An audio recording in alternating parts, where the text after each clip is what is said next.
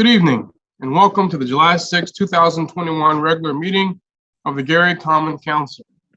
As is our custom, we'll begin with prayer by Councilman Ron Brewer.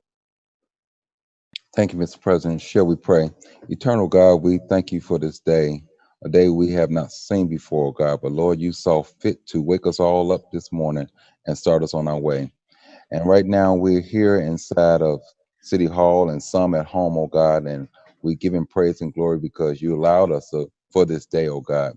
But we're assembled, oh God, to do the work of the people that have assigned us to sit in these seats, oh God. We ask that you bless us with wisdom and knowledge, oh God. And Lord, right now we ask that you bless every citizen of this great community. We ask this in your son Jesus' name. We pray. Amen. Amen. Thank you, Councilman Brewer. This time we'll have our Pledge of Allegiance. I pledge allegiance to the flag of the United States of America and to the republic for which it stands, one nation, under God, indivisible, with liberty and justice for all. Roll call, Madam Clerk. Councilwoman Atkins. She's having technical issues. Let's go back to her. Councilman Brewer. Here. Councilwoman Brown. Present. Councilman Brown. Present. Councilwoman Caldwell. Yeah. Councilman Lay. Present. Councilman Weatherspoon. Present. Councilman Williams. Present. Councilwoman Atkins. She's here, but there's some technical issues. President Godwin. Present. Mr. President, there are 9 present, 0 absent. With 9 members present, we have a quorum to conduct the business of the Gary Common Council. Council members, before you are the minutes of our June 15th, 2021 meeting. Is there a motion to approve said minutes? So moved, Mr. President. Been moved by Councilman Brewer. Is there a second? Second, Mr. President. Been seconded by Councilman Brown and Councilwoman Brown. Any questions or discussion? Hearing and seeing none, roll call, Madam Clerk. Councilwoman Atkins. Yes. Councilwoman Atkins. Councilwoman Atkins. Oh, I'm sorry. Yes. We heard. Councilman Brewer. Yes. Councilwoman Brown. Yes. Councilman Brown. Yes. Councilwoman Caldwell. Yes. Councilman Lay. Yes. Councilman Weatherspoon. Yes. Councilman Williams. Yes. And President Godwin. Yes. Mr. President, the vote is 9-0. With a vote of 9-0, the minutes of our June 5th, 2021 meeting stand approved.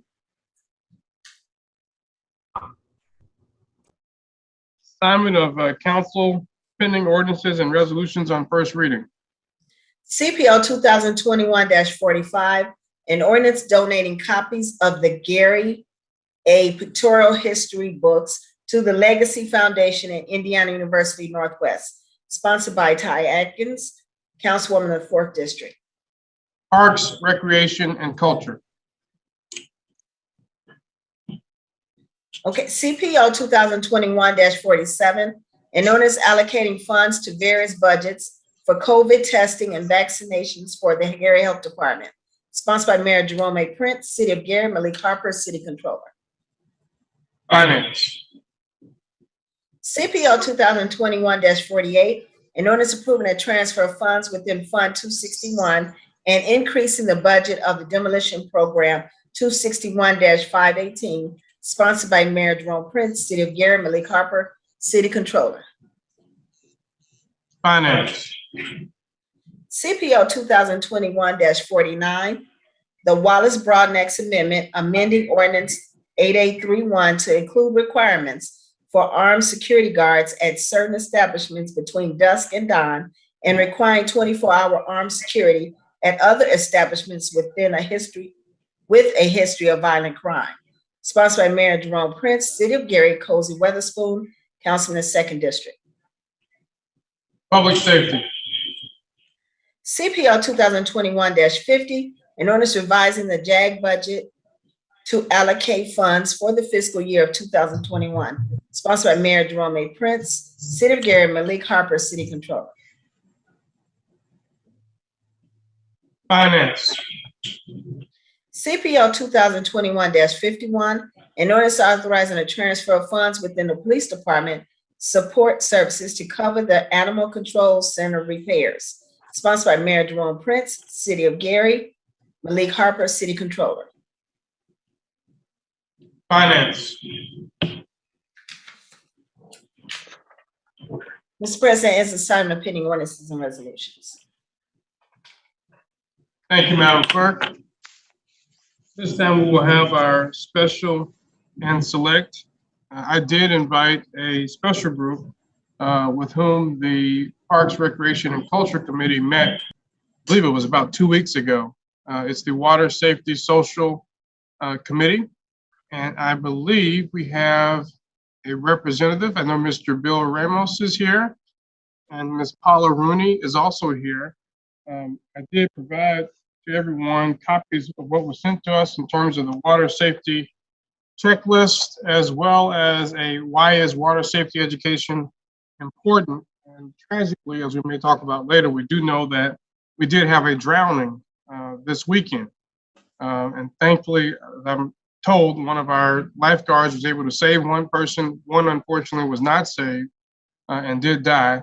Certainly thankful for the help of the Gary Police Department, Fire Department, Lake County Sheriff's Department, and all other agencies who assisted with us. But we know this is a very important issue. Lake Michigan can be very dangerous. There have been several deaths over the course of this year alone, and certainly over the past several years. So at this time, I'll ask Ms. Rooney. I see your name, but I don't see your camera. I'm here. I'll come back to it. Thank you. To come on. Please proceed. Thank you, by the way. Is your camera on? It is. Okay. I just can't see it. Okay. Thank you. That's okay. Bill is going to start. He's going to give us a little background about how water safety social has come to be. So he'll provide a little bit of a historical aspect. To start, my name is Paula Rooney, and my husband grew up here in Miller. And when my in-laws passed away, we became full-time residents. And I wanted a way to be able to join the community and to give back. And we both feel very important that's something very important to us. And water safety social, living right near the lake, was something I felt I could look and see and feel the impact. And so Bill will share a little bit about our history, our mission and vision, and why we do what we do. And so I'm going to pass the torch to Bill and let him share. Thank you, Paula. Professor Ramos from Indiana University. Thanks for having us today. As he just mentioned, I'm down at Indiana University in Bloomington, but I've become reinvested in my hometown. So I grew up and was educated and started my career in Gary, Indiana. My family lived in the Etna area for quite a while. And I lived in Gary till I was 21. Started my academic career at IU Northwest back in the 80s when it was just 1 or 2 or maybe 3 buildings. So I'm amazed when I go back today and see how it's progressed. And the city of Gary is where I've got my interest and love for aquatics. So obviously Lake Michigan was a big part of my life. I was a swimmer. And as many know or may not know, at one point all the high schools had swimming pools and swim teams. And the city has actually a history of involvement in aquatics. Emerson High School had one of the first indoor pools in the nation back in the day. Mm-hmm. And of course, it all makes sense because here we are near this immense body of water. And we've seen that kind of flow and that interest and investment in aquatics change a little bit. And I was hoping to reinvest in the city and help to get that started again. And we'll talk a little bit about the ways that's been happening. So my entire research and career is around how the aquatic environment impacts people's quality of life, and certainly drowning prevention is a big part of that. And as we just mentioned, unfortunately, there was an incident at the lake, so we still have work to do, I think. I became reconnected through one of the members of the Miller Water Safety Social Group who reached out and knew of my work, and I was interested in coming back and helping with the city. So what I came back to find was the Parks and Recreation, or the Recreation Department, Parks Department, very interested in getting things started again. One of the unique things about aquatics is there's kind of a continuum, and once you break that cycle, it's kind of hard to get it started again. So as pools started to close, less kids took swim lessons, less kids became lifeguards, swim instructors, and then had the aptitude to maybe manage facilities. So I'm hoping that we can work with the city, not only at the lakefront to reduce drowning, but also in the city to reintroduce the benefits and affordances of aquatics. It's a lifelong skill, and it has lots of benefits physically, mentally, socially. Kind of see the network of outdoor pools that used to be in the city revived as kind of a dream of mine. One of the things we were able to do, I work on the national board of the Red Cross, and they have something called the Centennial Campaign. And that campaign reached out to cities across the country and provided free resources to kind of kickstart programs that had lost that flow. So we were able the last several years to work with the Red Cross to bring in free lifeguarding classes, free lifeguard management opportunities, free kind of risk management assessment opportunities. So I was really proud to be part of that and be able to coordinate that with the city. Locally, there's just a lot going on. So there's the Shoreline Committee, there's the Market Park Group, there's a consortium of Great Lakes that I would really encourage the city to reach out to. We don't currently have a member on that group, and it's everyone in the Great Lakes that's trying to do exactly what we want to do, is get people to engage safely in the lakes, and also, and keep people safe and try to reduce what we just saw the other weekend. And that's everything from not only educating people, which is a big job of the Miller Water Safety Social Group, is they're really pushing out some incredible water safety messaging through programs, and Paula will talk about some of these banners, messaging, all these types of things that'll help. But we can also work to help to give advice, and I'm happy to be part of that, to create the best lifeguard program we can, have the safest beach we can. When I first came on board, the previous mayor had started a Gary Water Safety Action Group, which was a conglomerate of people from fire to police to former aquatic managers to the local Red Cross representative. And we all worked as a council that came over into the new administration. And then I think because of the newness of it, it didn't continue. But that might be something viable to look into as well. And then lastly, before I turn it back over to Paula, people often say, like, why are you reinvesting in Gary? And specifically with this group, I was very taken with kind of a grassroots resident group that saw a need and came together and are making this happen. And it's really exciting to me. So I wanted to reach out to the city, to this group, and my heart is with Gary. It always will be. So hopefully we'll have a long running relationship as we move forward. Paula? Thank you, Bill. Paula Rooney, you're going to wrap up for us. I am. Thank you. So you ask, why do we do what we do? In 2020, there were 109 drownings in Lake Michigan, and 56 of those, 109 drownings in the Great Lakes, and 56 of those were in Lake Michigan. So it really is a purpose and an intent for us to be here and do the things we're doing. Our primary audience are residents and city and visitors to the city of Gary.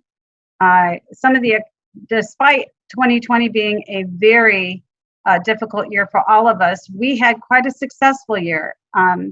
As you may know, we maintain the safety stations from Lake Street all the way over to County Line. We provided throwbacks to the Lake County Beach Patrol and the Gary Police Department, and a family of 4 was rescued in August of last year using those throwbacks. We presented water safety education programming to over 100 people. We created our badge program to encourage and teach water survival skills, including beach etiquette and clean water awareness. We have our water safety checklist, which you have a copy of, so be sure to review that and share it with others. We've hosted encouraged neighborhood water safety conversations. So we host them at individual homes, or we may host them at the Gardner Center. We donated radios to the Parks Department to be used by the lifeguards. We provided scholarships for a junior lifeguard certification and provided water safety tips on our Facebook. So if you want to follow us, that's a great way to know what's going on with our group. Those were also shared on the Reimagine Gary Facebook page. And we've created a series of water safety characters to help us spread the word. And you might see some of those out now based on our yard signs. Our yard sign campaign has been a really big hit. We asked the city if they would allow us to put them at the parking lot entrances for the holiday weekend. Each of the signs has a message. It may have something to do with the current sandbars moving, which was really important for this incident over this last weekend. We asked that they extend allowing us to continue to put those at the parking lots, and Ms. Barber approved that today. And then we also developed a water safety beach tag, and those are just a short list of our checklist.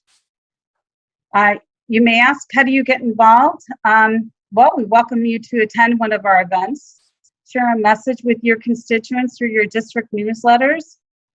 We'd be happy to present at one of your events. Of course, support us through tax-deductible donations and sponsorships. And most importantly, learn and share water safety information. It is so important for us to get it out there. Everyone that comes to the city of Gary needs to know that Lake Michigan is a wonderful place to visit, but it also, provides opportunity for drowning, and there's lots of risk there. So we want to make sure we're sharing our message. Our next events coming up are July 15th, and we're going to have a badge program that's targeted mainly from ages 3 to 12. Parents must attend. It's from 5 to 8 p.m. It'll be held at Ripley Street, right on the beach. And then for the first Fridays, August 6th, we'll be meeting the local swimmer and artist, David Sisko, who's done all our artwork for us, and that's being hosted by the gallery, the Lake Street Gallery. So we hope that you'll come and enjoy an event and share the information with your constituents. Did anyone have any questions? Thank you, both. Paula, any council members have questions? Well, I will say that I certainly hope that our media team, and look forward to working with you in the future to continue to get the word out. Thanks for your help. Thank you. Take Thank care, you. all. You too. I neglected to report out for our ordinances that were assigned on first reading. So at this time, I want to go back and do just that. So I will turn first to you, Councilwoman Brown. Pass.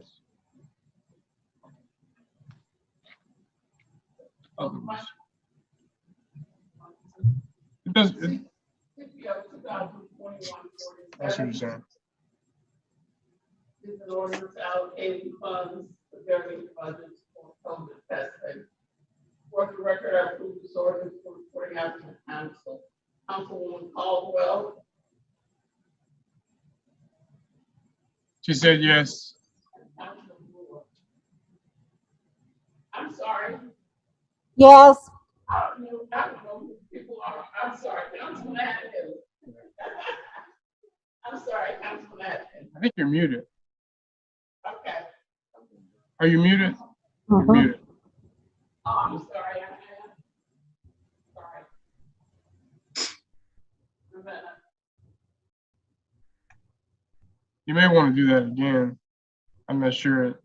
Okay. Let's start over. Okay.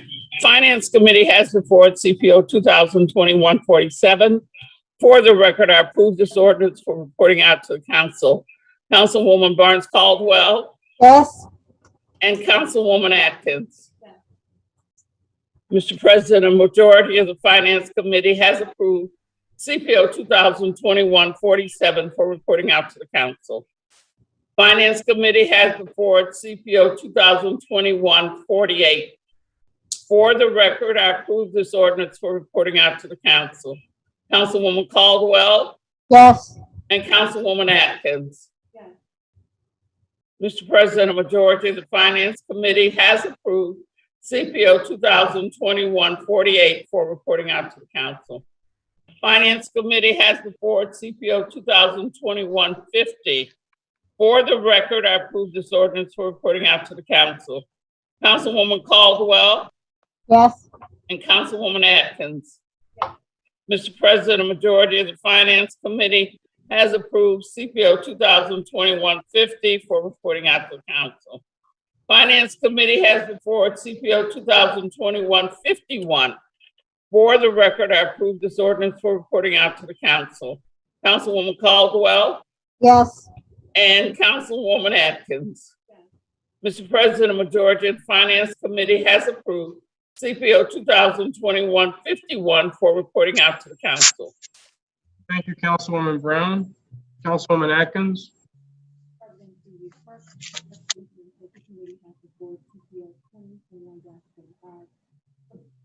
I don't think it's coming through.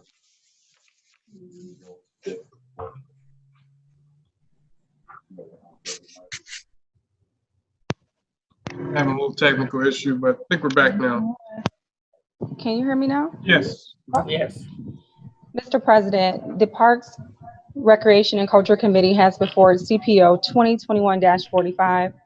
For the record, I approve this ordinance for reporting out to the council. Councilman Mike Brown, Yes. Councilman Dwight Williams. Yes.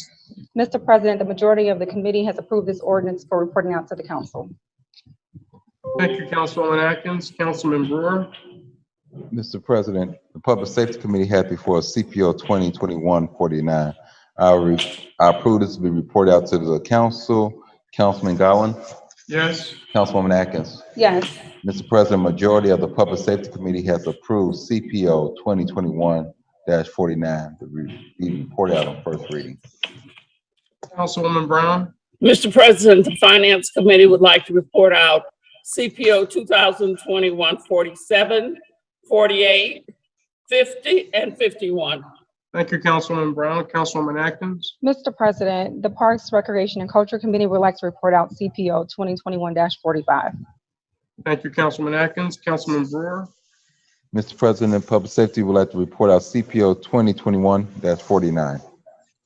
Thank you. This time we'll return, again, my apologies. We'll return to special and select. Any council members for special and select? Councilwoman Brown.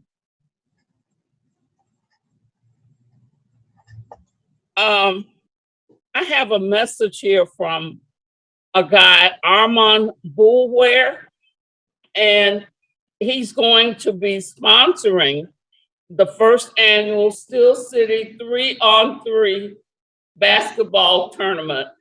It's a 3-point contest. It's going to be at Tolleson, and it's going to be held on Saturday and Sunday, July 10th and 11th. There is a lot of information here. And so my suggestion would be that anyone who is interested will please call the council office and speak to Ms. Karen Lane at 881-1315. And she has all this information and she can share it with you, because there is a lot of information.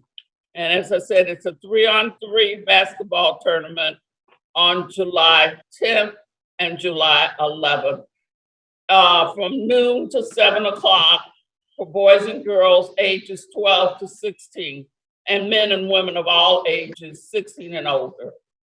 So please call the council office, and Ms. Lane will be happy to share all that information with you. And the other announcement is the 3rd District Community Organization will be having a meeting on Monday, July 12th at 5:30 at Tolleson. And our special guests are Mayor Jerome Prince and staff, Councilman Cozy Weatherspoon from the 2nd District, and DeJuric Trucking. The topic is going to be the former Ivanhoe Elementary School redevelopment proposal. All are welcome. It's going to be, as I said, Monday, July 12th at 5:30 p.m. Please come out and join us so that we can share this information with you. Thank you, Mr. President. Thank you, Councilwoman Brown. Other members for special and To build new small businesses within our community. This year, we're including our block clubs, to build new small businesses within our community. This year, we're including our block clubs and also community organizations to give them visibility to our constituent base. And we want you guys to participate. If you are interested, if you are a vendor, if you are a small business, if you are a block club that want to have a table to try to obtain more membership, please reach out to Ms. Franklin in the Gary Common Council office. Ms. Empress Franklin will be helping coordinate that event for me. Give her a call at 219-881-1315. Again, the event will be taking place on August the 7th, which is a Saturday, from 11 a.m. to 2 p.m. Last year, we had information. Hold on. Go on mute, Councilman. Go on mute. Go on mute. I'm sorry. Go on mute. You're not on mute. getting feedback. Yeah.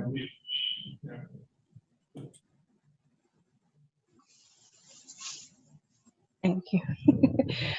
Okay, and so the event will take place from 11 a.m. to 2 p.m. So again, reach out to Ms. Franklin to participate in that 4th district, and all members. It's going to be hosted in the 4th district, but it is a community-wide, citywide event. I also wanted to announce that the 4th district community meeting for our second half of the year will take place on Thursday, July the 29th. It will take place at 5:30 at Reed Pavilion. Again, 4th District Community Meeting will take place at Reed Pavilion, 5:30 p.m., July the 29th. I do want to give kudos to the Mayor's Special Events team for the construction and execution of the 4th of July parade that took place on Friday. For one, thank you for keeping up the tradition of having it in the heart of the city, right along Broadway. It was well attended, well coordinated, and there was some people that well organized. So the ones that I do know who actively participated to coordinate that was Ms. Regina Smith, Latif Fitzgerald, Ms. Martha Lacey, Ms. Cynthia Pruitt, Kamisha Jackson, and I think those are all the ones. Oh, and Ms. Priscilla Christmas. So kudos to the Special Events Committee for doing that. I know that the mayor has some more events coming up that are more community focused.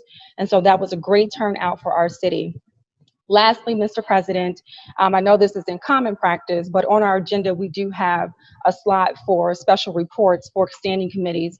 So I do want to give just a quick follow-up. I am the chair of the Parks, Recreation, and Culture Committee. Myself and my other colleagues who are on that committee with me, Councilman Dwight Williams, as well as Councilman Michael Brown, have been working diligently with the City of Gary's Park Department to create a more comprehensive plan so that we can improve the status of our parks across the city. And as you all know, on May the 20th, we had an in-depth meeting where we got some great updates. So I just wanted to give the public some more information in terms of we are working to implement all that was reported on that May 20th meeting. The next public meeting for the park board, again, this is different than the committee that I chair, but there's an actual park commission under the executive branch, will take place this upcoming Tuesday, which is July the 13th at 10 a.m. If you are interested in just getting more connected to the city parks, we are looking for volunteers. We are doing a more robust Adopt a Park program that will be rolling out probably at the end of this month. But feel free to participate in those meetings. They do take place during the morning time, which is, I know, difficult for a public to attend. But again, it will take place at the Hudson and Campbell inside of the boardroom this upcoming Tuesday. And so as I have more information, I would like to utilize the time here to give out those standing reports. Again, it is on our agenda, and I know we really don't use that in the past, but it is something that I will be doing moving forward to keep the public abreast of what's happening with the parks. Thank you, Mr. President. Oh, one more thing. Just an announcement. As you all know, we do have the information related to the American Rescue Plan. As the chair of the Ways and Means Committee, I did want to announce that the Gary Common Council will be holding a public meeting towards the end of July. I think the tentative date might be the 27th or 27th, I think we said. And so we will make sure that that information is broadcast. It probably would take place at 6 p.m. Again, that meeting will be just to give the council an opportunity to kind of discuss ARPA so that everyone can understand the meat and potatoes related to the interim final rule that has been out. And also the council will be working in concert with the executive branch and the mayor as he rolls out the town hall discussions. We'll be supporting those. Everyone that will be coordinated will be supporting those efforts as well. Thank you, Mr. President. Thank you, Councilwoman Atkins. Mr. President, Councilman Brown. I'm sorry, I forgot one thing. I need to extend my sincerest condolences to the family of Joe Ledbetter. Many people in the city know Joe Ledbetter, knew him when he used to sell appliances at Montgomery Wards and he used to sell cars. And so many people know him. And so he will be funeralized on Friday at Trinity Baptist Church. And I wanted to certainly extend condolences to the entire Ledbetter family. Thank you, Mr. President. Thank you, Councilwoman Brown. Other members for special and select? Mr. President. Councilman Weatherspoon. Yes, thank you, Mr. President. I want to take the time and congratulate and thank the Inner City Parks Initiative Committee, the Gary Community Partnership, also the Brown Faces and Green Parks Initiative. You know, they have done a fantastic job of taking care of the parks in the 2nd District. I mean, cutting shrubbery, cleaning up those parks. This past Saturday, they were in Brunswick Park. Started very early that morning at 7 o'clock and did a fantastic job there. So I want to just thank them for their efforts and let them know that we as a city and me as a councilman will continue to support those efforts. Also, I'd like to take the time to announce also and to thank Theo Bowman and the Lighthouse schools located in the 2nd District. They're going to be allowing us to use their facilities later this month as a venue for our community meetings. You know, we were going to have them, of course, we wanted to have them in the pavilions, but of course, not having the air conditioning and due to the crowding because of COVID, I want to thank, you know, Theo Bowman and again, thank Lighthouse for allowing us to use those venues. Information will be coming out later within the coming week as to the exact time and the exact date, and people will be contacted via robocall. Thank you. Thank you, Councilman Weatherspoon. Mr. President, Councilwoman Barnes Caldwell. good evening. I would like to invite everyone to the 5th District Community Forum, which is Thursday, July the 8th at 5:30 via Zoom. Our special guest will be Lake County Sheriff Oscar Martinez and Police Chief Brian Evans. All are welcome to attend. If you need the meeting ID, please call the council office to get that information. 219-881-1315. Also, boards and commissions has 2 vacancies. Police Civil Service Commission, a Democrat, and the Transportation, 1 Democrat. Individuals selected will represent the Gary Common Council as a public service to the Gary community. Qualified and interested Gary residents may send your letter of interest and resume to the Gary Common Council, 401 Broadway, Suite 209, Gary, Indiana 46402. No later than Friday, July the 23rd, 2021, or you may send an email, lcaldwell@gary.gov. Thank you. Thank you, Councilwoman Barnes Caldwell. Mr. Other President, Councilman Williams? thank you. I would like to make two announcements. One is the 6th District Forum, which will be July 29th. We will try to make this in-person forum at the Glenn Theater. Also have a Zoom at the same time. You can contact Sherry Smith at the City Council Chambers, and she will give you the meeting ID and the passcode to be a part of that meeting. Also, I'd like to announce that 6th District is hosting a first responder fair with partnership with Lake County Sheriff Oscar Martinez on August 6th from 5 to 9 at Pittman Square. There'll be music, food.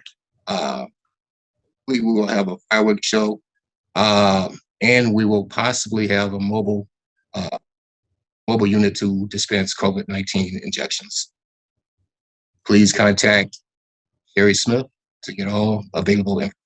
Thank you. Thank you, Councilman Williams. Other members for special and select? Mr. President, Councilman Brewer? very quickly, I just want to also send out my condolences to our attorney, Renzo Williams, and the loss of his aunt. Send our prayers to him and also to the Broadness family. That's the owner of the Guy Island Funeral Home. We want to continue to send our prayers out to them as they are dealing with a tremendous loss in their family, as Mr. Wallace was brutally murdered inside of the city at one of the gas stations just a week ago. So we want to continue to pray for that family. Thank you, Mr. President. Thank you, Councilman Brewer. Other members for special? We'll try to make this in-person forum at the Glenn Theater. Just, we have a few things going on here. Also have a Zoom. I wanted to make sure that the whole city knew that the Miller Garden Club will be having its annual garden walk July 10th and the 11th. It's always a wonderful event that's well attended. It's usually 5 to 7 houses per day. They provide shuttle services. They have lunches available for purchase, but it's a wonderful opportunity to see those who have green thumbs in our city and do a particularly great job of upkeeping their lawns. It's always inspirational for me to see what is possible. So definitely want to tip our hats off to the Miller Garden Club. That's July 10th and the 11th. You can go to their website, just Google Miller Garden Club, or go onto their Facebook page and you'll get more information there.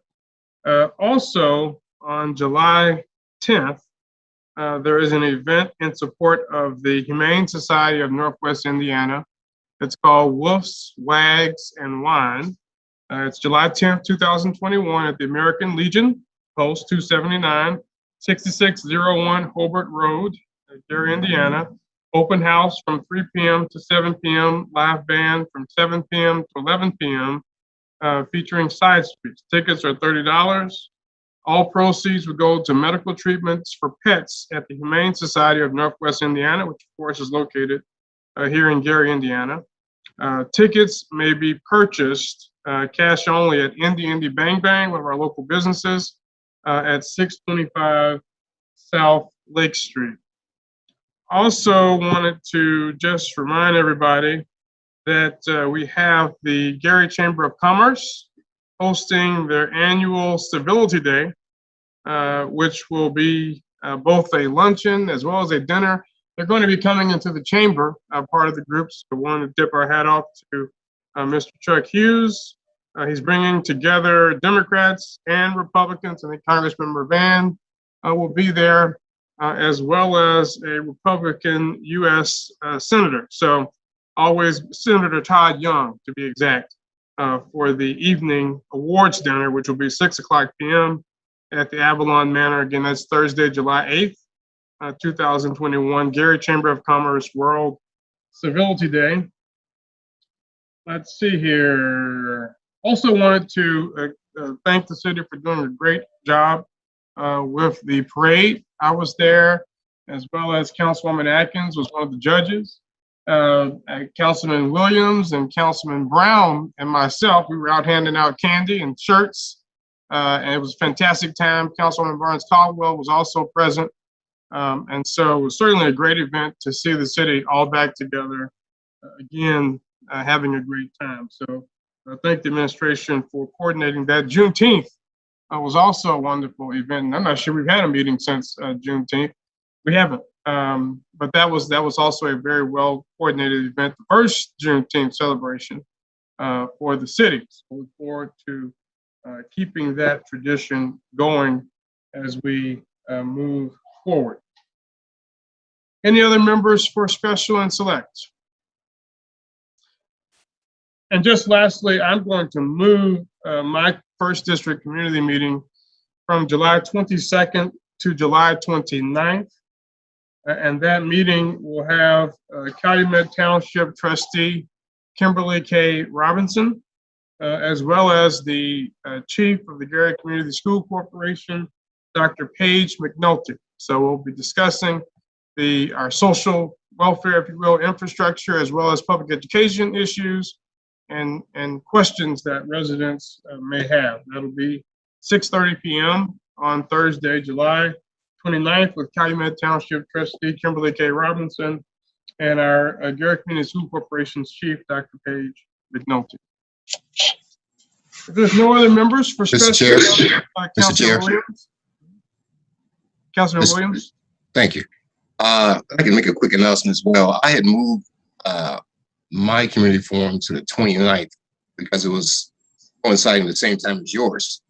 Since you're going to move it, I'd like to make a change and make 6th District Community Forum on the 22nd of August, Glenn Theater, with a Zoom attached to it. All right. Thank you. We're working this thing out. Yeah, we are. We are. So you and I always end up with meetings on the same day. Excuse me, Mr. President, are we Mine talking is on the July, 29th as August? well. Councilman Brown, I'm sorry, are we talking July, August? I'm trying to find out what month, please. July. July, because I heard someone just say August. I want to make sure I'm writing these dates down. August 6th was for the person's final August, right. But the first district is July 29th. Yes. No. Third district is the July 12th, right? Yes, yes. Okay. And President Godwin, ours is on the 29th as well, but we'll be fine. I wasn't planning on attending the first district meeting either. we just have to coordinate our Zoom, and I believe we have mine. to put Well, I'm counts not down. going to do Zoom. I'm not doing Zoom. It's ours is in person. Okay. Right. Okay. And that's in the 4th district. That's in Reed Right. Park, right? Yes, sir. Thank you. Okay. Thank you so much, my fellow councilmen. Thank you. Okay. We're not doing anything else. We're definitely having community meetings. So we definitely are happy to be able to engage our community and get good information out and good questions that we can take. Mr. President, Councilman Brewer. one thing I would like to share with all my colleagues, especially when we having public safety meetings, and I hear this from random citizens throughout, that they don't want to be on camera. So I would ask, when we definitely having conversation over public safety, that whether we're doing Zoom and live with cameras, that the camera will stay particularly on the council person and not the citizens that's talking about crime issues inside their community. So that's something I would ask. I know in previous time, the camera has turned around and put the camera on people as they're talking about different issues dealing with crime inside their neighborhood. And a lot of people don't feel comfortable being on camera. So I would ask our media team, do any of the council members meeting, if they would keep the camera on the council person and not the citizen, unless it's a request by the citizen that may want to be seen. But other than that, just keep it on the council people. So that way people are more prone to come and maybe want to talk about what's going on inside their neighborhood. Thank you, Mr. President. All right. Thank you, Councilman Brewer. And I'll just quickly, Councilman Brown. I'm sorry, Mr. President. On the Ways and Means, which is July 29th at 6 o'clock, that is a Zoom meeting, am I right? That's going to be July 27th? 27th? July 27th for the American Rescue Plan Right. overview. Yes, that's correct. It's a Tuesday, July 27th, Councilman. That is Zoom. Just want to make sure that's a Zoom meeting? Or is it in person? Yes. I think we'll do Zoom. It will be Zoom. Okay, thank you. Thank you. And I was just going to quickly say, I know we need to move about to third and final, but to Councilman Brewer's point, I had mentioned this a few weeks ago, even when we're doing our zoning variance changes, I've often been kind of just thinking about it, how people put their name and their address out there for the public to hear. I'm not sure whether that needs to be public information where people live, when they're making certain petitions. So I think we need to think about how we do that logistically. Because I just think, Councilman Williams, you're not muted. I just think there's privacy concerns and safety concerns when people are really telling the world where they live. And they may not necessarily want the world to know where they live. We need to know it in order to make decisions. But I don't necessarily think we need to put people's addresses on agendas and so forth. But I will just turn to our council and the corporation council to see if there's a way that we can do that legally and efficiently. Anybody else for special and select? Okay. Seeing no one else, we will now move to council pending ordinances and resolutions on third and/or final reading. CPO 2019-65-9305, an ordinance establishing community benefits agreement, sponsored by Rebecca Wyatt, Councilwoman, 1st District. I may, Councilman Brewer, if I may interject, I don't think the committee meeting on this, or it was sent back to committee, but I don't believe the committee meeting has actually taken place yet. Am I correct with that, Councilman? It didn't. Okay. Gotcha. So we need to send this back to committee. Good.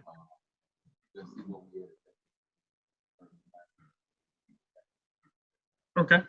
So you're making a motion to postpone CPO 2019-65-9305 until the first regular council meeting in August.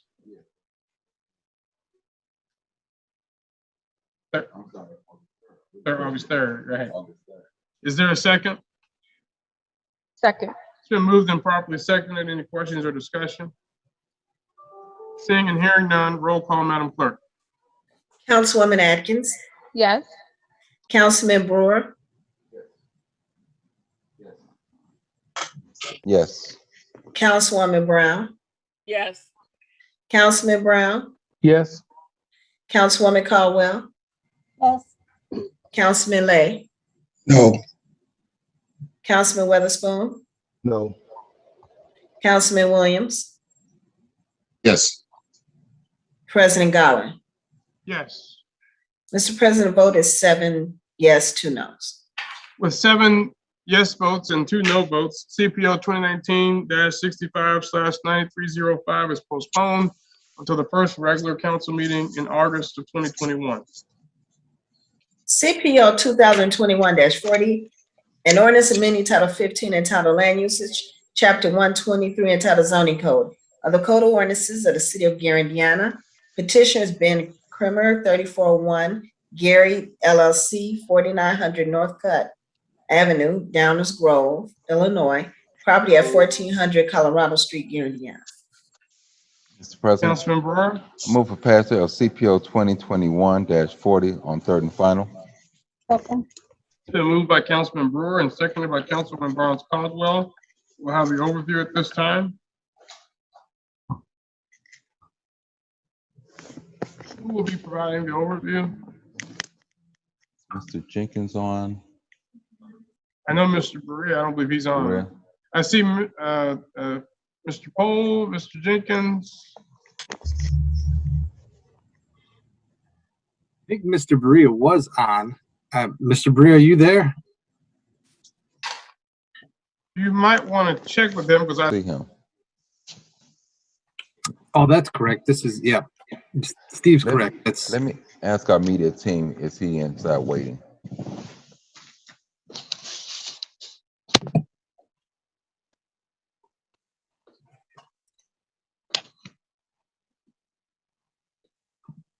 Okay, I don't see the petitioner on either.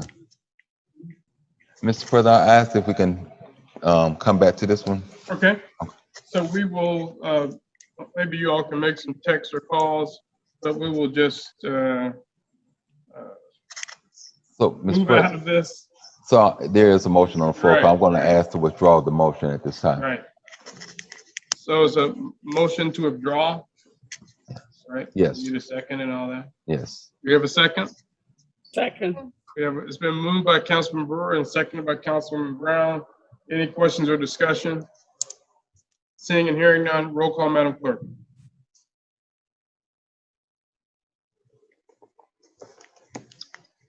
Councilwoman Atkins, Yes. Councilman Brewer, Yes. Councilwoman Brown, Yes. Councilman Brown, Yes. Councilwoman Caldwell, Yes.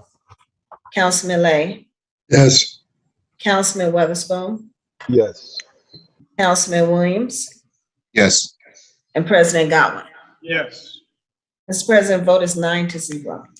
With a vote of 9-0, the motion on the table for CPO 2021 motion for passage on the table for CPO 2021-40 is withdrawn. We'll now proceed to CPO 2021-41. CPO 2021-41, an ordinance allocating funds to Fund 876 and budget for the City of Gary Fire Department, sponsored by Mayor Jerome Prince, City of Gary, Malik Harper, City Controller. Mr. President, Councilwoman Brown. I move for passage of CPO 2021-41 on third and final reading. Second. Been moved by Councilwoman Brown and seconded by Councilwoman Barnes Caldwell. We'll have the overview at this time. Yes, Mr. Harper? yes, this is a, for the City of Gary Fire Department, is a recipient of a grant from NIPSCO in the amount of $5,000 to obtain carbon monoxide detectors. I do have Fire Chief Sean O'Donnell on.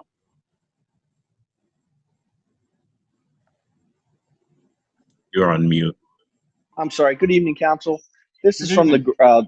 the grant we applied for through NIPSCO for carbon monoxide detectors for senior citizens.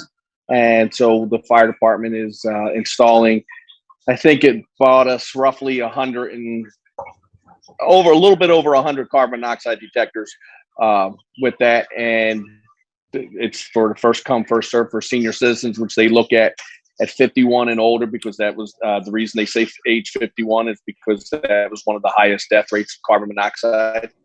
And we will install them for free. And we're kind of doing a follow-up with those senior citizens every so often. And then hopefully we'll be able to reapply again for this same grant through NIPSCO.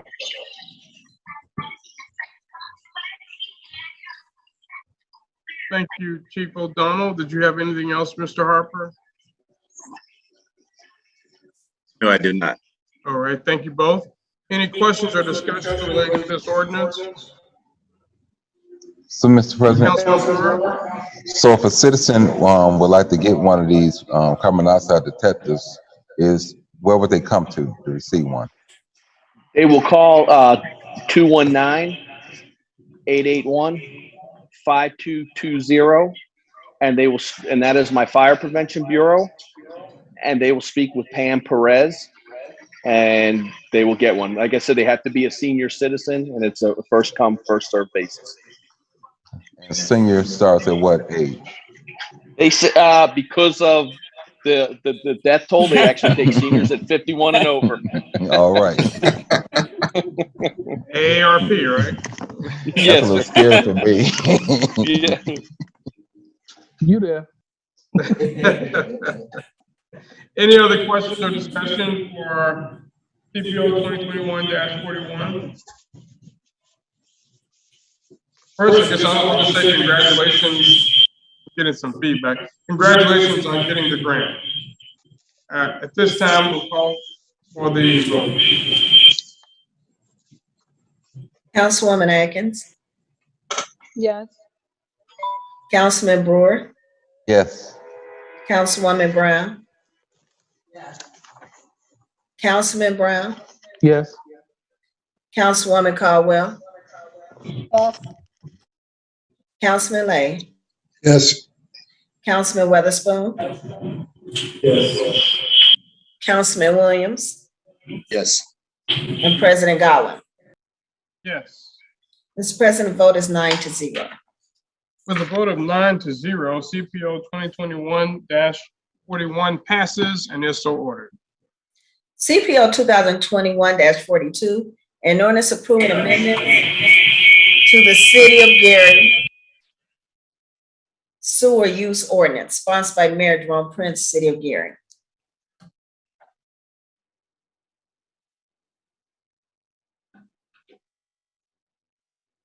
We have this Councilman Brewer. Mr. President, I move for passage of CPO 2021-42. Second. Been moved by Councilman Brewer and seconded by Councilman. Solely for discharges from non-residential waste streams. So these are our industrial users throughout the city. So the last time we've updated this sewer use ordinance was in 2014, because that was the last time the EPA required us to do so. We've spent the last many months working up this latest draft that you have before you today with EPA, that they have provided final commentary, and we've implemented their final red line comments. And we, as far as process goes, we bring this before you. We've already brought it before the Board of Commissioners at the Gary Sanitary District that is attached as that GSD resolution before you. And now it's before the Common Council for consideration. If you were to approve this evening, then we send this final sewer use ordinance to EPA, and then they will include it in what they will call a final sewer use ordinance attached to our permit. I will tell you that this is the last year of our 5-year permit renewal, and we'll have to reapply for our permit as we do every 5 years. It will have yet another request to update your sewer use ordinance. And again, it's 90% or more dominated by just making sure that it is in compliance with the latest, greatest federal and state enforcement requirements. So that is it in a nutshell. I have a lot more details if you'd like them, but I will leave that up to you, Mr. President. Thank you, Mr. Vakari. Questions, discussions from council members?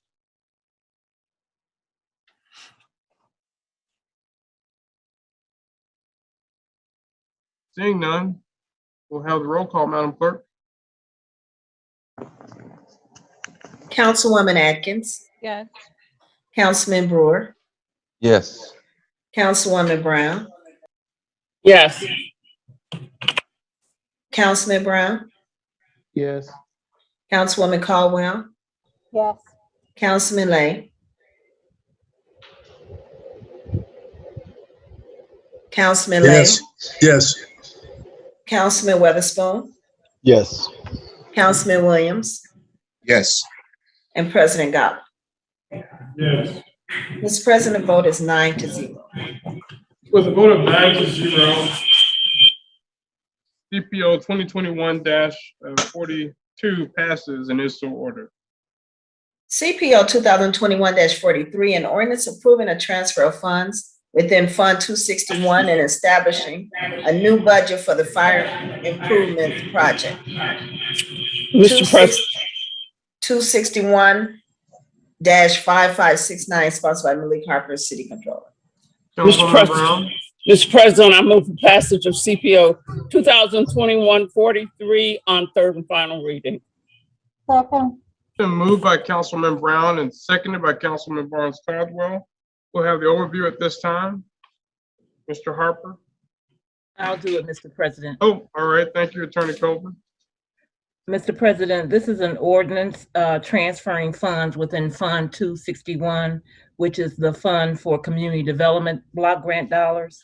We're transferring dollars to create a budget for fire improvement, a fire improvement project.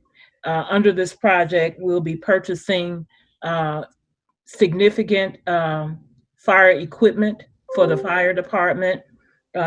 These items will include bunking gear for all fire department employees, all firemen, I'll say. And we intend to purchase hand tools as well as a tanker and a rescue pumper. So the transfer amount from other community development block grant programs is a total of $1,038,913.80 that will be transferred into this particular improvement project. Thank you, Attorney Colvin. Questions or discussion at this time from council members? Mr. President, I have Councilman Lay. two. Why is the mayor's sponsor on this ordinance? He was supposed to be, I guess it was omitted, Mr. Lay. Who prepared the ordinance? At this point, I don't know, Mr. President. I mean, Mr. Lay. No, but did it go through the law department or go around your law department? Probably a little bit around.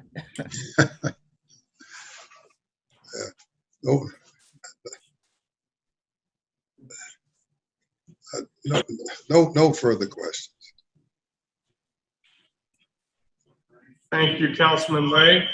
I guess I would, I'm getting some feedback. I think it's Councilman Brown. All right. I guess I would just quickly follow up on Councilman Lay's question and ask why. I don't think it was a deliberate, it was not a deliberate around. The ordinance itself was prepared budget-wise by our department. And I certainly didn't notice that his name wasn't on it until after it had been submitted. Okay. Mr. President. Councilman Lay. The statute says it basically has to go to Corporation Council. It's a shell statute. It's an ordinance, right? Yeah. It's a shell statute. It went to the law department, and I guess both of us did not see that his name was not on it. Okay. So it was not reviewed by the law department, if that's what you're thinking. It was reviewed by them. Yes, but neither of us caught that error. Right. I would step in and say the same. I was the one who reviewed the ordinance, and I also missed that as well. I do apologize for that. No, I'll send your check back. I will vote for this one. I will vote for this one. But in the future, I certainly would like to see the mayor's names on these. It will be, Councilman. Especially for $1 million. This was inadvertent. Yeah, I will vote yes for this. All right. Any other questions from council members? Attorney Colvin, I just want to make sure I'm Councilman clear. Atkins. Oh, I'm sorry about that, Mr. President. I'm sorry. Thank you. Attorney Colvin, okay, so it's 1.3 million approximately. What's the total? 1,038,000. 1,038,000. And so the full amount of that is for just fire safety equipment. I don't have the orders in front of me. I Community development apologize. block grant dollars can be used for rescue equipment for fire departments. And Got that's all of this that we're buying for them falls into that category. So with the purchase of this, will they be up to par to where they should be in terms of, I guess, the requirements? I know last year we had some conversations about like the national fire safety requirements and where we are in terms of equipment. So will this get them to standards at least, or? I think it'll put us on our way, and if the fire chief is on, he could probably speak to that. But I will say that according to the fire chief, these dollars will be the first time that all of the firemen received new bunking gear at once since about 2001. Okay. Thank you, Attorney Colvin. Thank you. I guess I would ask, do we know specifically what will be purchased? Yes, we do. And fire chief may want to speak to that too. I don't know if he heard me or not. I know he's on mute. Chief O'Donnell. Okay. Yes, I heard some feedback. I heard some feedback. You can ask the question again, and I'll answer.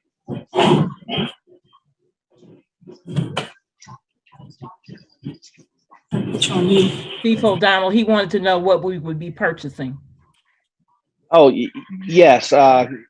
Council, we will be purchasing, as Attorney Colvin alluded to a few minutes ago, this will purchase a second set of turnout gear for every firefighter on the job. We haven't had 2 sets of turnout gear in roughly 21 years. So every firefighter now will have 2 sets of turnout gear. This will also purchase us a tanker to be used where lots of times we need tankers, especially in our Miller area and our far west side. The tanker, unfortunately, I don't know if I'll be able to man it every day, but it will be able to be used, and I can get it to a location where we don't have hydrants at, or areas that are non-hydrated in the city. And this will also provide us a rescue pumper. And the reason for the rescue pumper is to run as a rescue unit in addition to a first due fire apparatus at a fire. So they'll be able to do with training and equipment, confined space rescue, hazardous materials calls, major highway accidents for pin-ins, things of that nature, dive equipment, all those specialized technical areas that we get into. It's going to take time to build some of that up more. To Councilman Atkins's point with the NFPA. NFPA standards are a little hard to, if you follow every one of them, that'll be really hard for the city of Gary to technically follow every standard. And it's some waters that we don't want to totally tread on. But this will definitely help the guys. Like I said, in 21 years, my guys and girls have not all had 2 sets of turnout gear and a rescue pumper, because we haven't had a squad in a few years. So I'm trying to reinstitute that where we can do some of our specialized equipment. Thank you. And I fully support this and will vote for it. But I have to ask the question to Attorney Colvin, since I know she oversees community development. What are we losing by making this change on the other side, right? I know it's a give and take, but if we're moving a little over $1 million out of community development, what's at stake? Actually, we're not losing anything. If you recall, the community development budget comes to the council at the end of July, sometimes by mid-August, and we'll have our 2021 funding at that time. So all of the projects that are listed in our ordinance will have brand new funding in about a month or so, maybe a month and a half. So they all have dollars that they're currently operating under. So we shouldn't miss a beat. But I guess the economics question is, right? So these were unspent dollars for the current fiscal year for CDBG. This has occurred because of COVID-19. Okay. I think I spoke to this in the committee meeting. We are being funded. These particular dollars are between 2, I'll say, COVID years. So a lot of our money is in housing repair programs. And a lot of people did not want us to come into their homes to do inspections and to have contractors in and out. So that meant our spending was very slow. So in order for us to be able to meet our expenditure deadlines, we're moving our dollars around to other projects so that we can do things that actually spend much quicker. And these are dollars, just lastly, that don't carry over.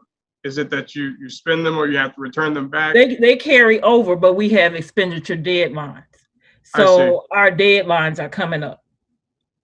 And if you don't meet the deadline, then what happens? The first couple of times we're probably talked to by HUD, but eventually the penalty is they'll reduce our entitlement by the amount that we didn't spend, so that we don't ever want to be in that predicament. Right. Absolutely. Thank you. Any other questions? Seeing and hearing none, roll call, Madam Clerk. Councilwoman Atkins. Yes. Councilman Brewer. Yes. Councilwoman Brown. Yes. Councilman Brown. Yes. Councilwoman Caldwell. Yes. Councilman Lay. Yes.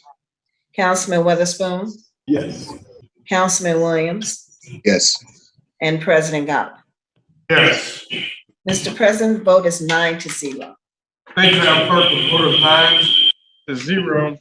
CPO 2021-43 passes. and is so ordered.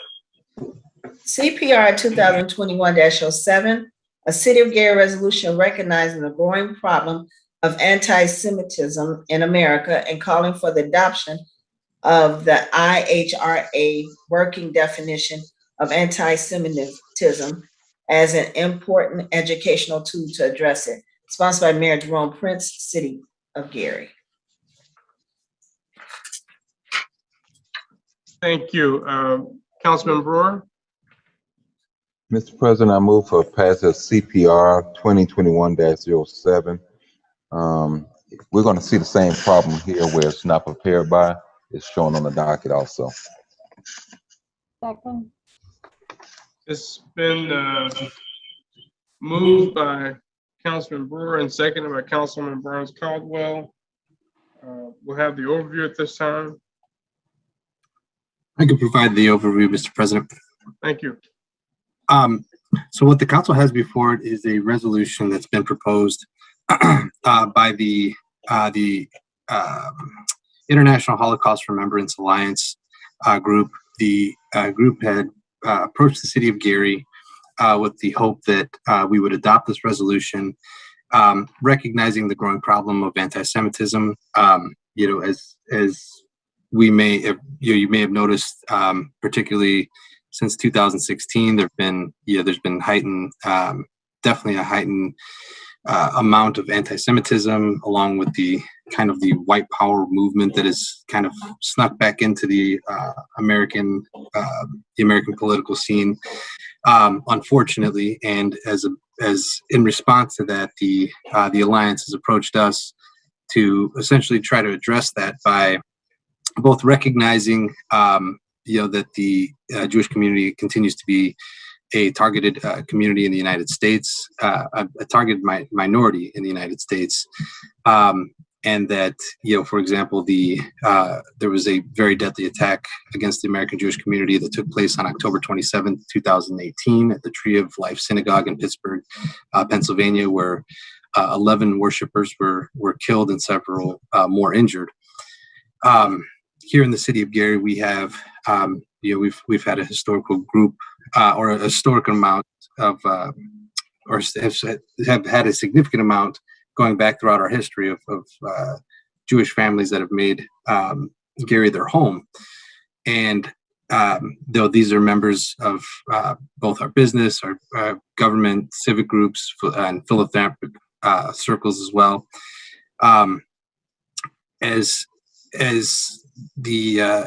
a part of this resolution, the Alliance has asked us to adopt a working definition of anti-Semitism as a non-legally binding definition that could still help kind of guide our groups that enforce laws, that enforce, both from a law enforcement aspect as well as from a point of discrimination. So, the Gary Police Department, as well as the Human Relations Commission, that definition seeks to kind of act as more, more of a list of examples of anti-Semitism. Anti-Semitism is it's a hard thing to kind of define in a couple of sentences. So what they've done is put together a series of contemporary examples of anti-Semitism in public life.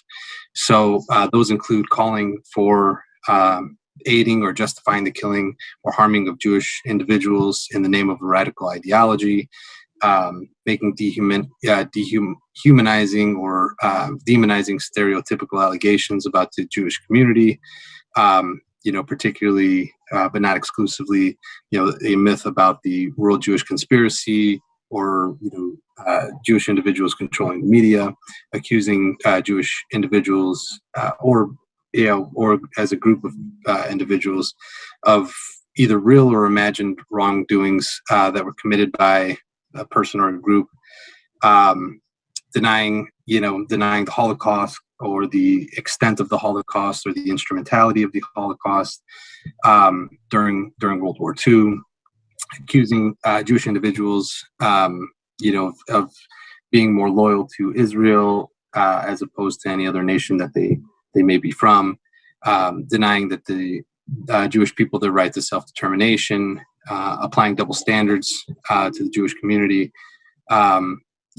things that they believe make up more of a more, I guess, kind of like a list, basically just kind of listing these things out that they see kind of making their way into public decorum. And so that's essentially what this resolution seeks, is just the basically the recognizing of this growing problem in our unfortunately in our society, and then asking us to adopt this non-legally binding definition of anti-Semitism. Thank you so much, Mr. Pohl. I know it's a very important issue, and of course, I fully support it. I remember even my own experience going to a concentration camp in Germany several years ago, and I'm actually going to Israel in August with another group I call the Philos Project, that's seeking to build relations among African-American leaders and the Jewish community more broadly. So fully supported. I know we have a Jewish community here in the city of Gary. We have a community of faith, Temple Israel. So it's so important that we support these issues. Any questions or discussions from council members? I have a question. Councilman After Lay? the resolution passes, what do you do with it? What happens? Turn to Mr. Pohl. Yes, thank you. Councilman Lay, what essentially what this resolution seeks, or what the passage of this resolution would end up resulting in, was that this would be provided to as an educational resource to the Gary Human Relations Commission and the Gary Police Department, or any other city agencies responsible for addressing discrimination or hate crimes. Is there a similar resolution of African Americans? No, there's not. And I mean, I think it's a good idea. I think this is a conversation starter. Yeah, with the 100% African American council, it wouldn't be a bad idea. I will support it, but look like to me, we would draft one for ourselves. We certainly are being shot, killed more than any other group of people in this country. Certainly they're passing laws to restrict us from being able to vote all over the country. So look like we would take some position on those things too. So I'd appreciate it, unless the president disagree at some point, draft a resolution, at least a resolution, saying equally the same things about what's going on in this country regarding African Americans. They don't even want us to vote any longer. I will support this resolution, but I'd like to see one done for our community also. Thank you, Councilman Lay, and I support that as well. I think it's a both and scenario. And I know we do have hate crimes ordinances, which I think cover race, but it seems like this is drilling down more specifically in how anti-Semitism, I guess, will be defined and understood. But I certainly hear what you're saying and would equally support one dealing with so many issues within our community, from police brutality to voting rights and so on. So, but I think you're right to talk about what we do with any of these things to make sure that they do have a meaning. Any other members for questions or discussion? Right? Seeing and hearing none, roll call, Madam Clerk. Councilwoman Atkins, Yes. Councilman Brewer, Yes. Councilwoman Brown. Kind of a pocket approval. So as the overview, very briefly, what this is a Mr. Pohl? Yes. I have to put it on the floor Councilman Brewer. first. Oh, I'm sorry. Yeah, Councilman Brewer. So, Mr. President, I'll make a motion for passage of CPO 2021-40 at this time. Been moved by Councilman Brewer. Is there a second? Second. Seconded by Councilman Lay. We'll have the overview at this time. Any questions from council members? Mr. President, Councilman Brewer? I know there were some concerns about the actual facility that's going to go there, but that when it comes to the actual facility going up, it will have to still come before site plan review, which will have to go before the planning commission at that time there. And by me being the president of the planning commission, I could definitely keep yourself as the president of the council abreast when that will come. And so that way you can let other members that may have concerns about this project to be in attendance at that time. I guess, if I may, the only thing I would say is that, you know, we don't have any other say in that, right? Once we change the zoning from residential to manufacturing. And so, could we get, you said a little bit more detail. I know the gentleman isn't on, so in part, I don't feel comfortable doing this without him here, but could you say a little more detail about what the plan is? Councilman Brewer might have a better recollection. I don't believe I was present for the planning commission meeting where this was done, and the overview of the actual development is not included in the materials. Yeah, so it's there was questions about the actual plan, but there was a petition. He was going to put up one building and start there. I believe the site can hold about 4 buildings starting off, but there was a petition. He was going to definitely put up one building. That was basically all he had. There was concern exactly what the building would look like, the buffer zone around the neighboring community, the neighborhood there. So there was some concerns about that, in which, you know, it was told to this is only coming for a zoning change at this time, but all that can be, you know, amended and changed during site plan review when the actual structure comes up. My concern is that we have no voice after today, right? If this passes, and there were questions asked to which we've not received answers. Petitioner is not present. I'm unclear to the extent to which the surrounding community has been engaged in terms of their opinion or concerns about it. And I don't necessarily think it's a rush to pass it today. I think we still need to find out more about what's actually being planned and make sure that it's a very clear communication, I think, between neighbors and residents. This is the district I represent, and the developer and the city, right? Because to me, there's too much is still unquestioned, is still questioned. And this body, of course, if we make this change, we're muted. Glad to have Councilman Brewer on the planning commission, but he's one vote, right? And so if there are others who have different opinions, which may be different than ours, then we have a limited voice in that. So I would ask if we could postpone this until we've had an opportunity to get questions answered, because this is not an insignificant change in a residential area, because M2 is very, very broad, right? Very broad. And let me be clear, it was stated that this was by Etna School. This is not the Etna School property. I want to be clear to the residents and people that's viewing it. It's not the Etna School property itself. This is west of Etna Street. It's pretty much where the old senior Little League field used to be at, in that area there. So that would give people in that area more comfort in knowing exactly what area we're talking about. But it's basically a wooded area. It's been wooded ever since I was a boy out there. There's never been any development there. So it's just a wooded area. It's nothing that stands out and say, oh, they can build something right here. It's a wooded with trees throughout. They will have to tear down multiple, probably hundreds of trees to clear that land there. So it's not a site that's just cleared off where you can actually see where they're going to build. That's just for the public. Councilman Lay? I agree with you, Mr. President. What I would suggest, we voted down. In other words, the petitioner's not here. We voted down, and we did reconsider our vote, as opposed to any kind of deferment on it. So I'm not going to vote for it. If we vote, Mr. President, I think voting it down sends a negative approach without giving the petitioner a fair shake to be here.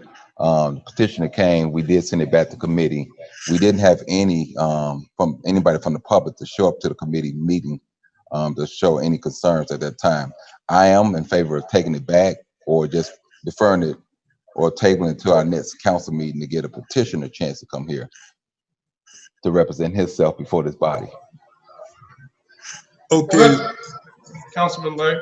Yeah, that's today is the 8th, so the next council meeting be the 23rd. 20th. I'm guessing now. Is that right? 20th. 20th. I'm sorry, 21st. Would that be 20th? Again, I don't know that it would be negative. It would show the importance of people showing up. We could certainly reconsider it. If he does not show up, does not make any attempt to contact the law department or the council or someone to fill in all these gaps, because again, we've already run into a statute of limitation on something, and I suspect this is put it off and then he don't show up, something like that. It's not gone. The council can reconsider its vote. So I would say it's better us to do it and not, and just simply don't, I know it's getting a little choppy what I'm saying, rather than put it off, vote it down. They certainly, the petitioner or whoever it is, can be contacted and said that if he appears at a meeting, we would consider bringing it back up. But in the meantime, it's gone. So we could reconsider. Consider it at a meeting. That's a very simple process. It don't even require the people how they voted. You can vote either way and bring it up under our rules. So I'm going to vote no. I'm not willing to defer this. It's too close. So, Mr. President, Councilman Brewer. I'll withdraw my motion to pass on third and final, and my motion would be to move it to the 20th, July 20th. Do we think I guess my question would be, do we think there's enough time? Because these weeks go by so quickly. Because in my mind, I think we need to really have a more committed, again, this is not, one house, this is a lot of real estate, right? And we know COVID is going on. We know it's Zoom, it's non-traditional in terms of community engagement. Basically a statute of limitations for the council to act. I know that the city of Crown Point has had some issues in the past before where the council failed to act within a certain amount of time, and certain things were rezoned, by basically like a pocket approval. So yeah, I mean, that would be my only concern. I'm not 100% sure on what the 90 days, when that started, because I don't recall how many committee meetings this has gone to. So, Mr. President. Councilwoman Atkins. Can you have Attorney Poll, could you clarify, it's 90 days from when it was presented to the body? After the plan commission certifies, or after the plan commission essentially sends it to the council, there's a public notice that goes out stating, okay, yeah, there will be a public hearing on this petition for rezone. Whenever that notice goes out, I think it's 90 days from that notice. Public hearing. So it will be our meeting. Right. Right? So right. I don't think that, we just need to confirm the actual date that it went out, because it's been sent back to committee twice. It has. Right. Well, it's been in front of the committee twice. Correct. And I don't think that that August the 6th date will be outside of the 90-day window.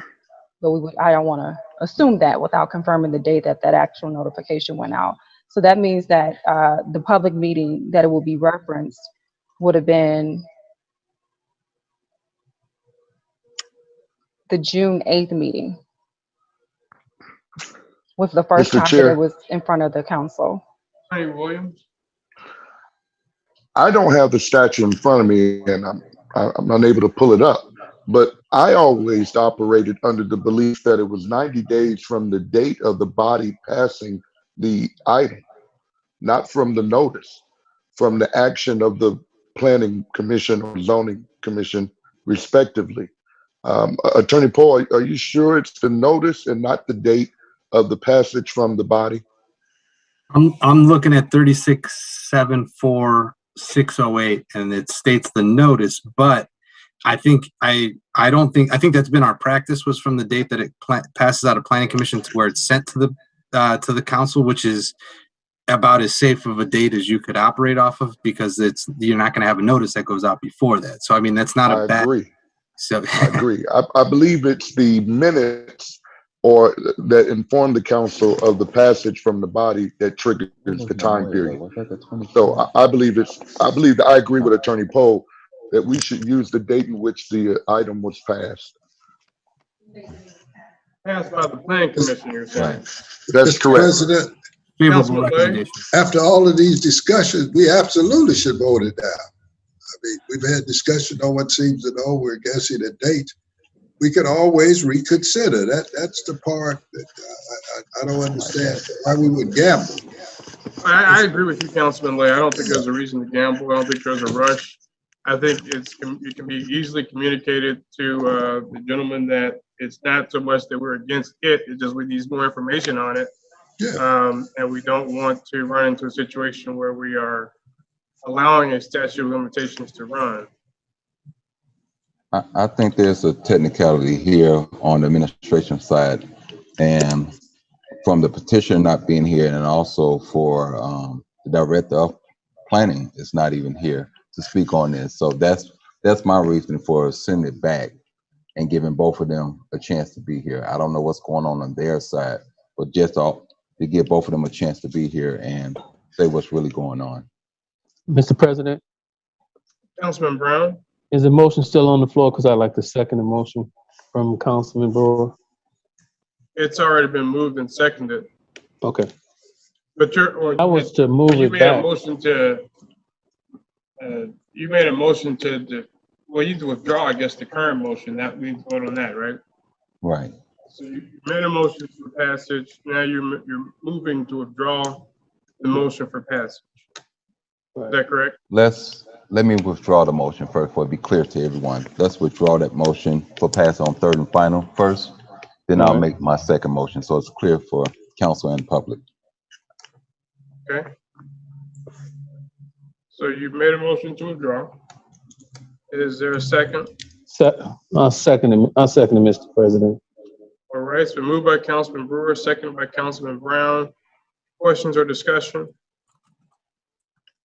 Roll call, Madam Clerk. Councilwoman Atkins, Yes. Councilman Brewer, Yes. Councilwoman Brown, Yes. Councilman Brown, Yes. Councilwoman Caldwell, Yes. Councilman Lay, No. Councilman Weatherspoon, No. Councilman Williams, Oh. Councilman Williams, Oh. President Godwin. No. Mr. President, vote is 5 yes, 4 no's. With 5 votes yes and 4 no votes, the motion for passage for CPO 2021-40 is withdrawn. So, Mr. President, make a motion to defer CPO 2021-40 to the next council meeting, July the 20th at 6 p.m. Second. It's been moved and properly seconded by Councilman Burns Caldwell. Any questions or discussion? Seeing and hearing none, roll call, Madam Clerk. Councilwoman Atkins, Yes. Councilman Brewer, Yes. Councilwoman Brown, Yes. Councilman Brown, Yes. Councilwoman Caldwell, Yes. Councilman Lay, No. Councilman Witherspoon, No. Councilman Williams, Oh. President Godwin. No. Mr. President, vote is 5 yes, 4 no's. With 5 yes votes and 4 no votes, CPO 2021-40 is moved to is postponed to the next regular council meeting. Mr. President, Councilman Lay? I would ask that Mr. Poe, if this fails, bring it back to the public meeting. If we've done something, well, we haven't done it. If the 5 have done something that allows this thing to pass. I would like to know, don't send me emails and texts. I will ask you that same question in the next meeting. Have we slept that statute of limitation? It would be the 20th date. Okay. Okay. Mr. President, pending ordinances and resolutions on third and final. Thank you, Madam Clerk. Mr. President, Councilwoman Atkins. I want to make a motion to consider, well, two different motions to consider ordinances on third and final tonight. Okay. So my first motion is for us to consider CPO 2021-45 on third and final. Okay, it's been moved. Is there a second? Second. It's been moved by Councilwoman Atkins and seconded by Councilman Barnes Caldwell. Any questions or discussion? Mr. President, I will yield to whoever's spoke. This is Attorney Williams, Mr. Chair. Is that item on first reading for today? Yes. Okay, then the proper motion would be to pass on all three readings. Okay, Right. so let me restate it.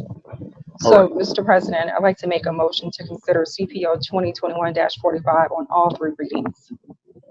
It's been moved by Councilwoman Atkins and seconded by Councilman Barnes Caldwell. I think we should probably go ahead and do the overview and then have questions or discussion. So it's out of the overview.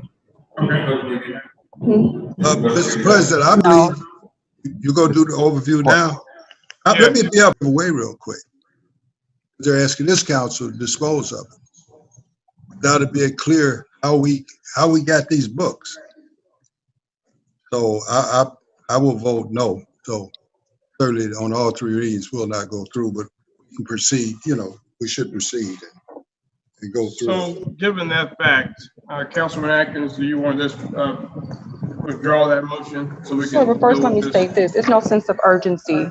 It was just an ask by these two organizations who had also put their money and time into, the creation of these books. And so therefore, since it was on my to-do list, I wanted to get it done, right? So there's no problem with me withdrawing the motion to consider on all three readings. So you're making that motion. Is there? Yeah, so I'll make the motion to withdraw the motion to consider 2021-45 on all three readings. Is there a second? Second. It's been moved by Councilman Atkins and seconded by Councilman Barnes Caldwell. Any questions or discussion? Seeing and hearing none, roll call, Madam Clerk. Councilwoman Atkins. Yes. Councilman Brewer. Yes. Councilwoman Brown. Yes. Councilman Brown. Yes. Councilwoman Caldwell. Yes. Councilman Lay. Yes. Councilman Weatherspoon. Yes. Councilman Williams. Yes. And President Gowan. Yes. Mr. President, the vote is 9-0. The vote of 9-0, the motion to consider CPO 2021-45 on all three readings is withdrawn. Councilwoman Atkins. Mr. President, I would also like to attempt to make a motion to consider CPO 2021-48 on all three readings. Mr. President, Councilman Brewer. I'm going these particular dollars. Mr. Kirkendall can kind of give you an overview about that. And the reason for the transfer is, as I indicated with the previous ordinance, we're attempting to reach our expenditure or meet our expenditure deadline. So this is a program that can spend the dollars relatively quickly. And we know that if we can get the dollars approved and our budget set up, then we'll be able to meet our expenditure. Thank you, Attorney Colvin. Questions? Well, I will ask, go ahead, Councilman Brewer. Thank you, Mr. President. So with $200,000, how many properties can demolition tear down? Are we talking about homes? Are we talking about buildings, commercial structures? What are we talking about when we're talking about using these dollars? There are 34 properties. One of them that I can see right offhand. I believe is a commercial structure at 4084 Broadway. The rest appear to be structures in all of the districts, I think. I don't know if you moved him up or not, because he can answer some questions as well. Is Mr. Kirkendall on? Mr. Kirkendall on? He was not a panelist. He needed to be moved up so he could speak. Mr. President, Councilman Brown? if we could just get a request of the list, I think that would be fine. You know, like again, sometime when it comes to the public. Councilman Brown, we set aside dollars for those properties that we actually could repair. There's only a certain amount of properties that we can repair in a year. A lot of that has to do not only with funding, but also with the number of contractors that we actually have participating in our program. So with those limitations, the dollars, we set aside dollars to serve the individuals who had actually submitted applications and they had been processed through the end, and now we were at the point where they could actually be repaired. We set aside dollars for those. We don't keep a list anymore because our lists continue to grow and grow and grow. So we take applications now on a yearly basis. So the number of properties that we can actually repair in 2021 is the amount of dollars that we kept set aside for those programs. We would have rolled over money. Be able to email to our office the list of those demolition properties. I can do that right now, sir. I appreciate that very much. And I hope that in the future, when something like this occurs, because I hope we'll be able to do this more in the future, that we can receive that list prior to the meeting. I will certainly get it to you. Thank you very much. Thank you, Mr. President. Thank you, Councilman Brown. I want to echo what you said, as I certainly would be interested in knowing which properties in my own district, and I'm sure every council person would like to know in their district which ones will be demolished and maybe how that list was determined in terms of prioritization. So I'm eager to see that. And is that final in the sense that can there be any changes to which properties are demolished post our vote this evening? That's a question for Cedric. Okay. They handle the whole demolition process. So that's why I wanted him to be on so he could answer your question. Okay. Mr. President. Councilman Brewer. Last question. So will this be done in-house or will this demolition be contracted out? These are contractors. Contractors, okay. Thank you. And to your knowledge, is it pretty equally distributed around the city, or are we concentrating in particular areas? I'm probably asking questions that Mr. Kirkendall. I'm still in the list now. Okay. Mr. President. Councilman Lay. Call the two questions. Did you say something about a statute of limitation? No, I did not. Oh, that's fine. That I misunderstood. That's all. What's the approximate cost to take down the average home? This seems to be quite low.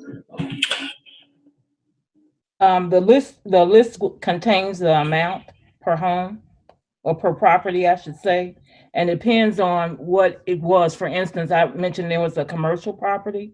Right. That's much more than the other homes. Leave that out. You said you could, if you took down just the homes, you wouldn't be able to. That's about $6,000, something like that a home. I'm doing the math real fast. I'm sort of asking a question. Yes, I understand what you're asking me. The range is anywhere between $5,500 to $12,000. All right, that's what I'm saying. This what Councilman Brown is asking for. That wouldn't give us that much more information because it's going to exceed that $6,000. You do that, that's $17,000. That's about $8,000 home, you multiply that times 40, you get 320,000. I mean, so you're short of money if you just took the average between the two, the 555 and the other one. Right. The list I have tells you how much each property costs. And that's what I did. Since based upon his question, he said he needed information. You said there's no problem with sending this through the committee, and we get the answer. Is there? I'm sorry, I didn't understand. Okay, as I understood, maybe I misunderstood this. I thought this was being requested to pass on all 3 readings. Yes, sir. That's true. Okay. What if that is not done on all 3? What kind of problem are we creating for 2 weeks wait? Where it goes through a committee. I think it's a timing issue with regard to the contractors based on the time frames that have been given to the demolition coordinator for how much time it would take for them to do this work over the next 60 to 90 days. I think that would be the issue. If they actually award now, they will be able to meet our deadline. That's my understanding. It may be what I heard to me sound like some kind of statute of limitation. Oh, okay. I see. Okay. Yeah, thanks. Well, I'm looking at this list, and thank you for sending it. And okay, looks like there's a total of 34 properties. Yes. And there's 3 in the 1st district. And okay. And I guess he's not here, unfortunately, because now what's the urgency of doing this on all 3 readings again? This relates to our expenditure deadline. And when is that deadline? We have 90 days left to spend the money. Okay. I'm not going to vote to hear it on all 3 readings, and I'm not doing that to be difficult, but I would like to have a little bit more say in which particular properties. And I'd like to hear from Mr. Kuykendall about how he determined these properties in terms of priority. Any other questions or discussion? Mr. President. Councilwoman Brown, and then Councilwoman Barnes Caldwell, and then Councilman Williams. You're muted, Councilwoman Brown.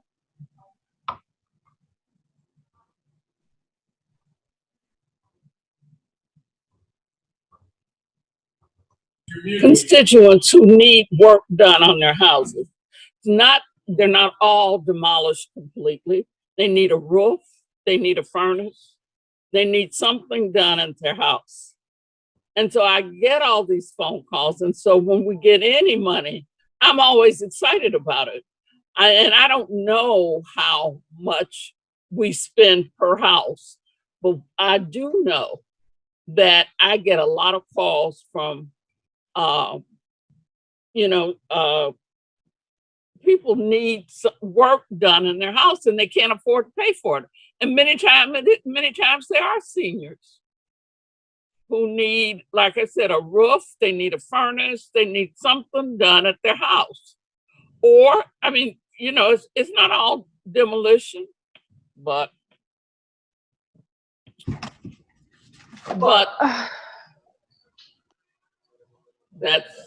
that's it. They need some work done at their house. And they call and ask, can I please get a roof? Can I please get a furnace? Can I please get something done in my house? And I don't know what something like that costs, but I know that it's a state of urgency most of the time. Thank you, Mr. President.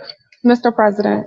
Thank you, Councilwoman Brown. I know. Oh, I think you had a list. I forgot.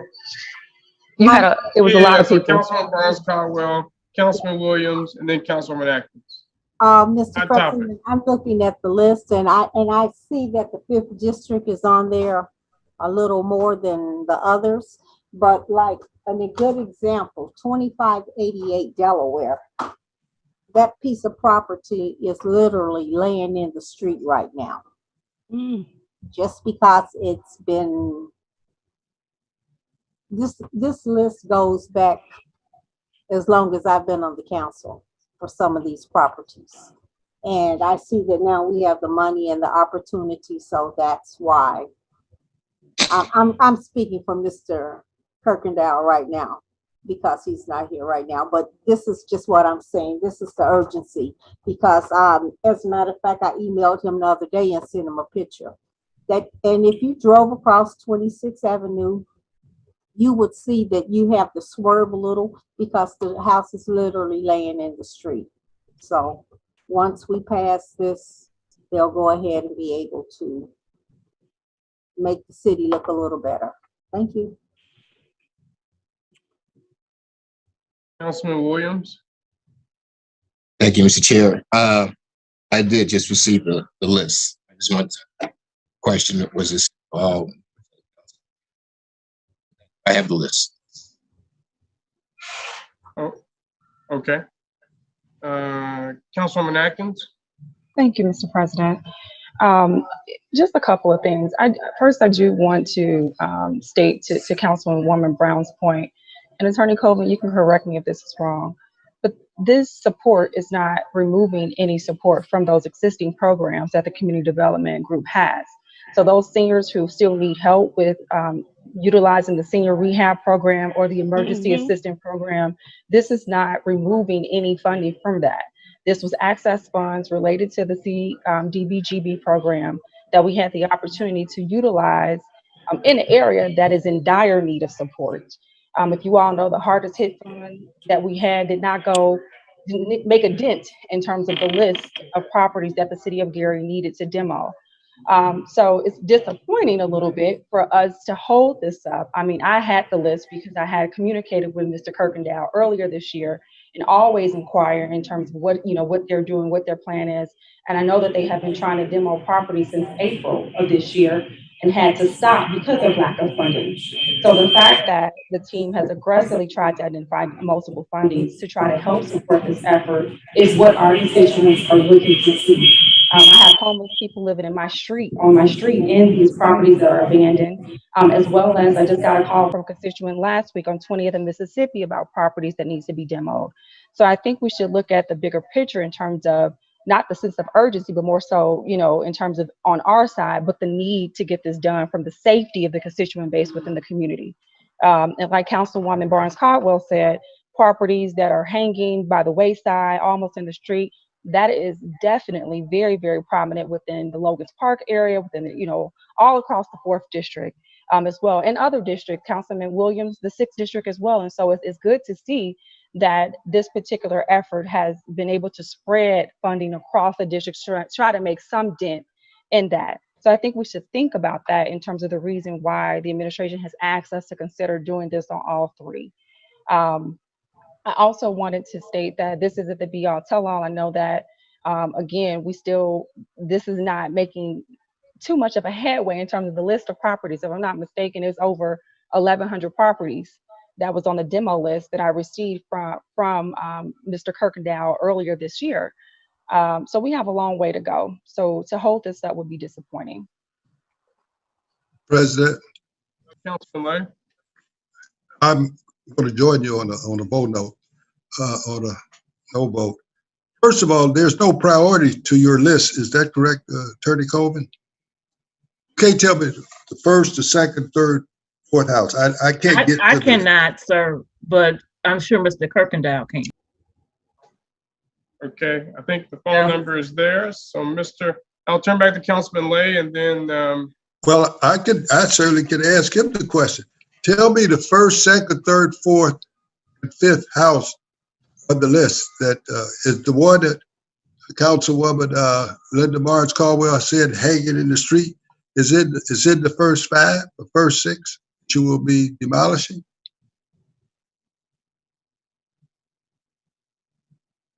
Mr. Kirkendall, are you on? You're muted. Okay. Mr. Kirkendall? Can you hear me? Yes. Did you hear the question? Hello? Did you hear the question? You asked me about a specific property. I don't have the list in front of me, but let me give you a brief background on these properties. These properties were the remaining properties from the hardest hit funds that the city had almost 2 years ago. All of these properties are city owned already, and they've gone through the process. The Department of Natural Resources has been notified. Excuse me, the utilities have been retired. So these were the final like 34 or 35 properties that were remaining from the hardest hit program when we had funds from the Treasury. So I was asked if we could use some additional dollars, but the money had to be spent by the first part of October, I believe it was. And since these properties had already gone through the process and they are city owned, we move forward with those properties because it's not another process that we would have to take them through. And they've already been bidded out and everything to the contractors. So we were just waiting on the council to approve the funds so that we could move forward with the demo. And now this is highlight time for the contractors.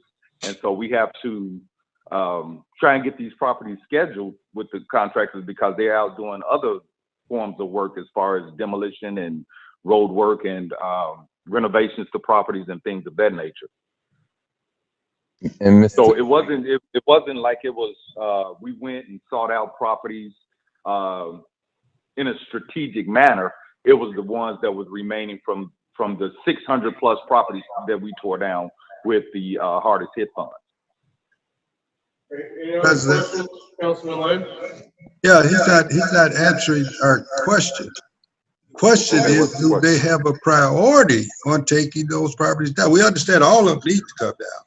But what we've heard is that what property is in the street about to fall on another property, and these people calling every day. Will their properties be taken down in the first wave? You don't have enough money to take down all 35, leaving that commercial building out, do you?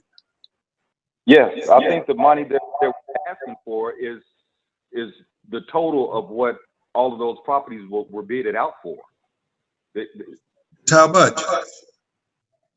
I don't have that information from me. I think it's like 288,000. What? 288,000. How much money do you have? 288,000. So you got to get rid of all of the properties except that commercial building. It will. That includes the commercial building. Oh, the money that we're asking for to be approved is the total that's on the bid that we put out. So it's no additional money. So all of that money will be spoken for. Okay, so you have funds right now to take care of all of the properties that you've asked us about. That wasn't clear to me at first.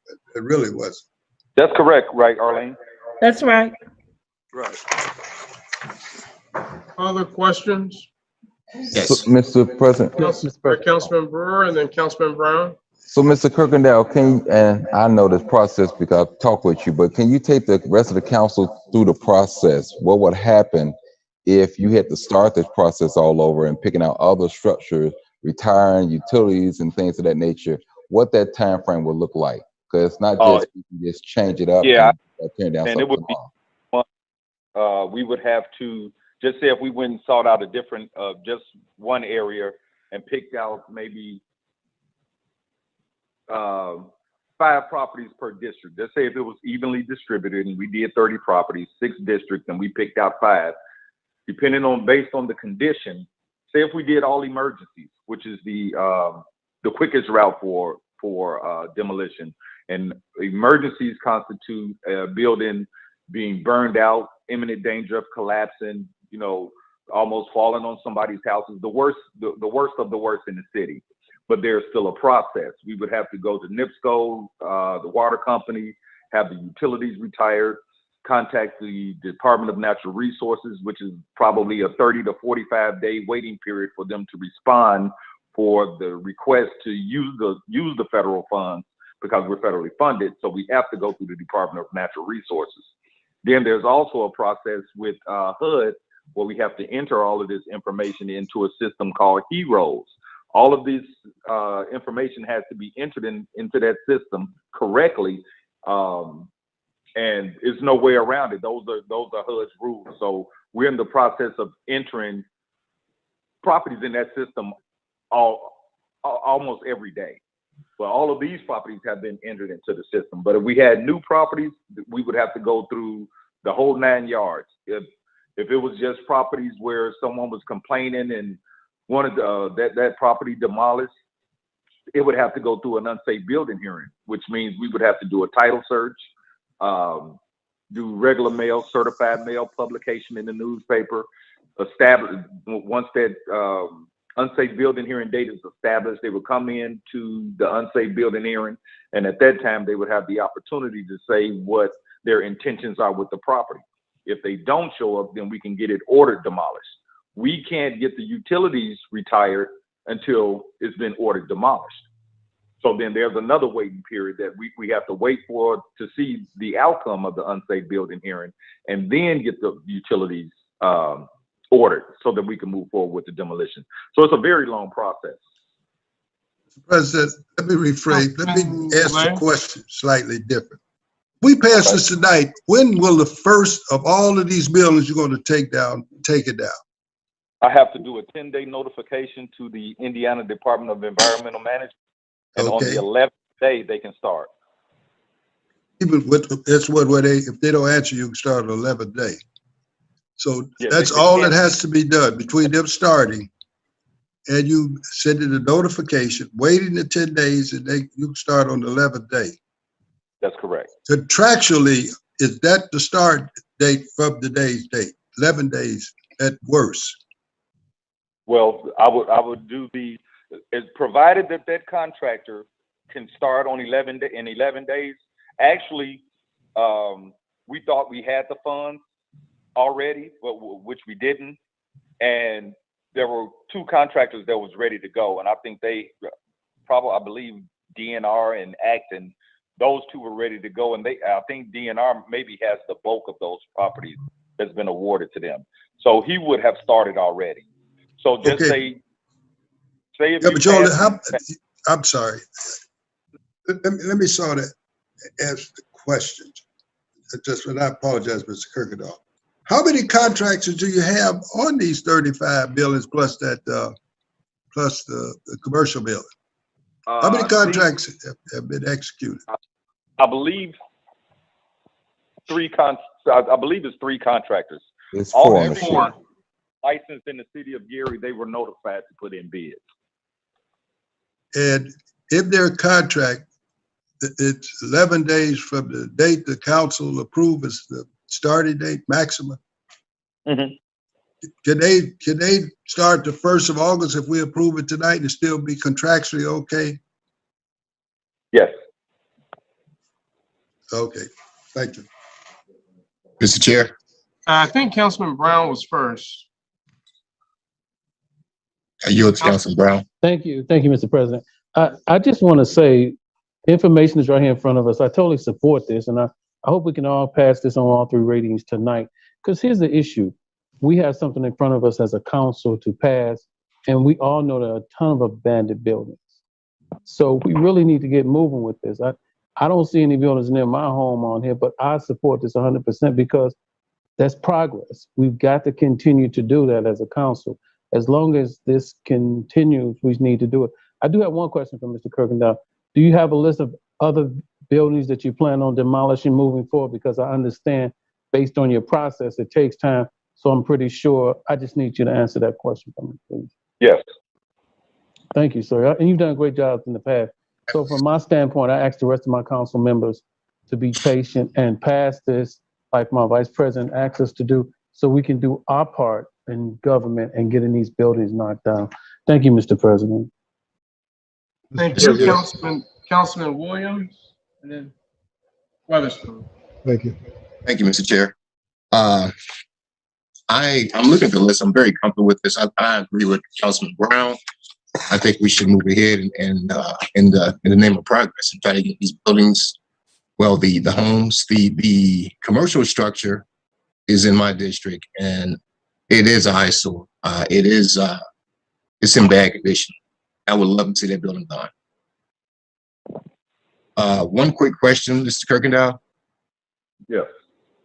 When is demolition going to start for 5111 Broadway, which is another construction commercial building that has a huge hole in the side of the wall?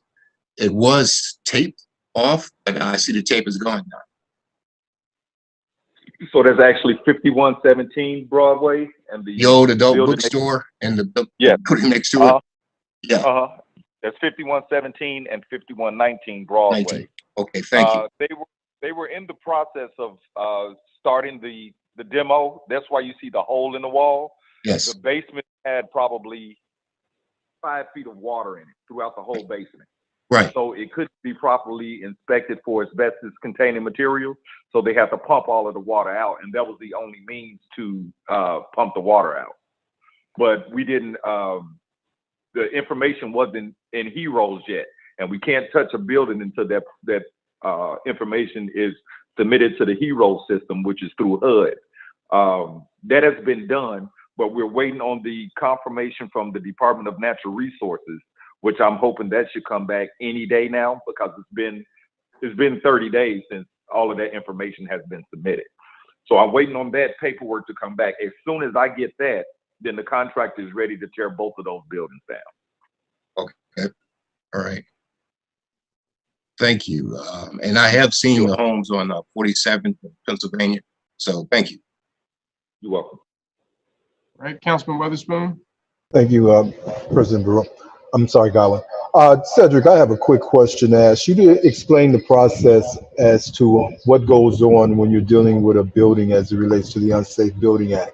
You to explain that whole process. I'm just curious as to how long is that process?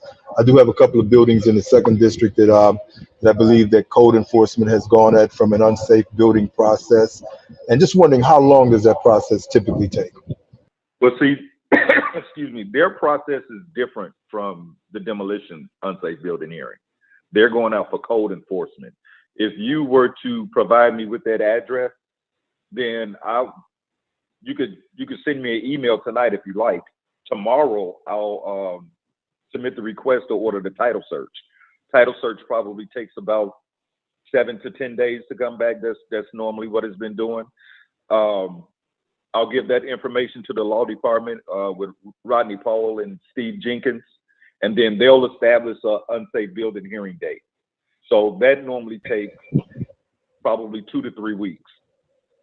Well, let me ask, I did some legwork already. I went through the assessors. I found ownership on the buildings that I'm thinking of in particular, and I did turn that into code enforcement.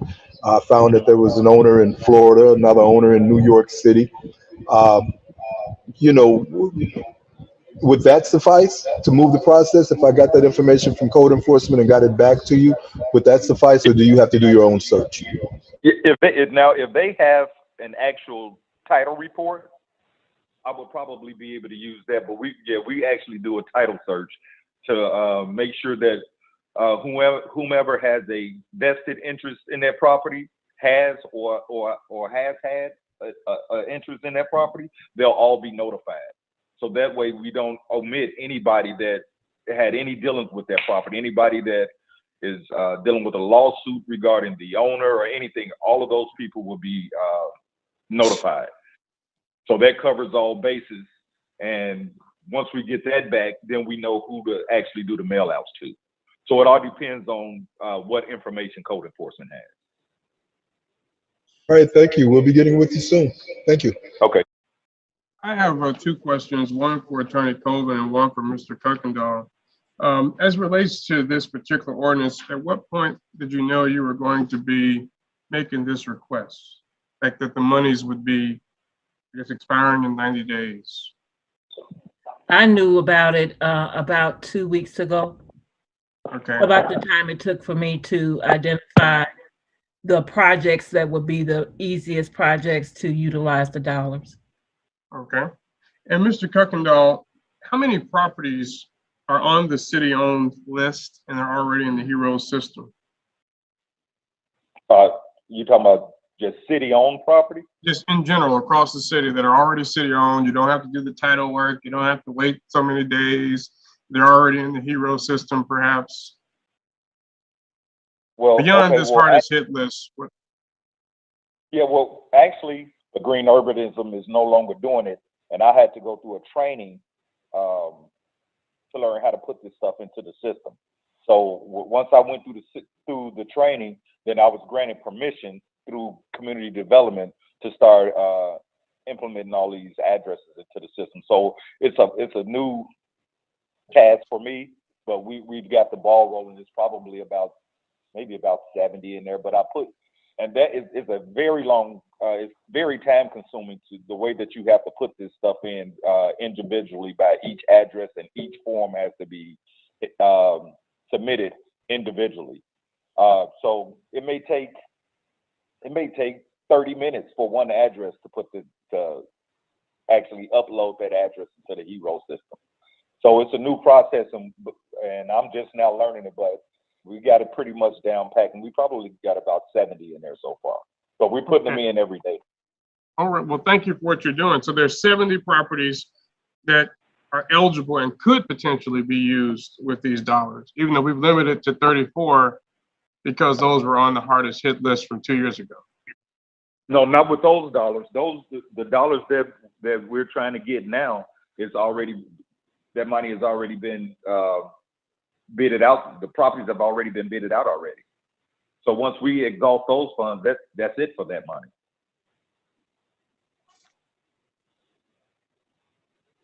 So at what point, I guess, I will be waiting on the new budget to come out to move forward with more demolition. okay, and when do these go out to bid? Probably 2 months ago. Okay. Yeah, I would just say in general, and I know there's a lot of different lists that go around. There's a lot of, we obviously as council persons get a lot of complaints about a lot of buildings, commercial, residential, as I know you're aware. And I would just say as much as possible, it'd be helpful to maybe inquire about which ones that are of priority within districts that are receiving a lot of the complaints or that may be associated with coming development. That would be my ask, so that I'm just saying this tonight, right, for the first time, in terms of which ones. There's 3 out of the 34 in my district, that will be coming down, and so I don't know. I think we probably should in the future try to, and I'm not blaming anybody, but try to get this information to us as soon as possible, or at least keep us in the loop about these bids that are going out and which properties are being prioritized. So I know there's limited dollars to do this kind of thing, so as much as we can do that, that would be helpful to me. And so you're saying this would begin, I guess, 11 days after you reach out to IDEM. Is that correct? Yes, they start on the 11th day. All and right. keep in mind, no contractor is gonna start working to the POs are generated. So once I'm notified, Arlene will let me know that the funds are available. We will get the POs generated. We will send those to the contractors so that they'll know that the money is there and they can begin work. And once they receive that, and then we'll do the 10-day notification to IDEM, and they can start that 11th day. Right. Well, I will vote this time begrudgingly to hear this on all 3 readings. Not again because I don't want to see demolition as soon as possible. I just think that we ought to be more part of the process and more part of the prioritization, because of course we're blamed for it ultimately within our particular districts. But in any event, thank you for all that you're doing. I'm sure it's thankless, but just please keep us better in the loop about which ones we're doing and how they're being prioritized. Mr. President, Councilman Lay. I always tell you I follow the president. But let me ask, come back in the first meeting in August and tell me where these 34 buildings are.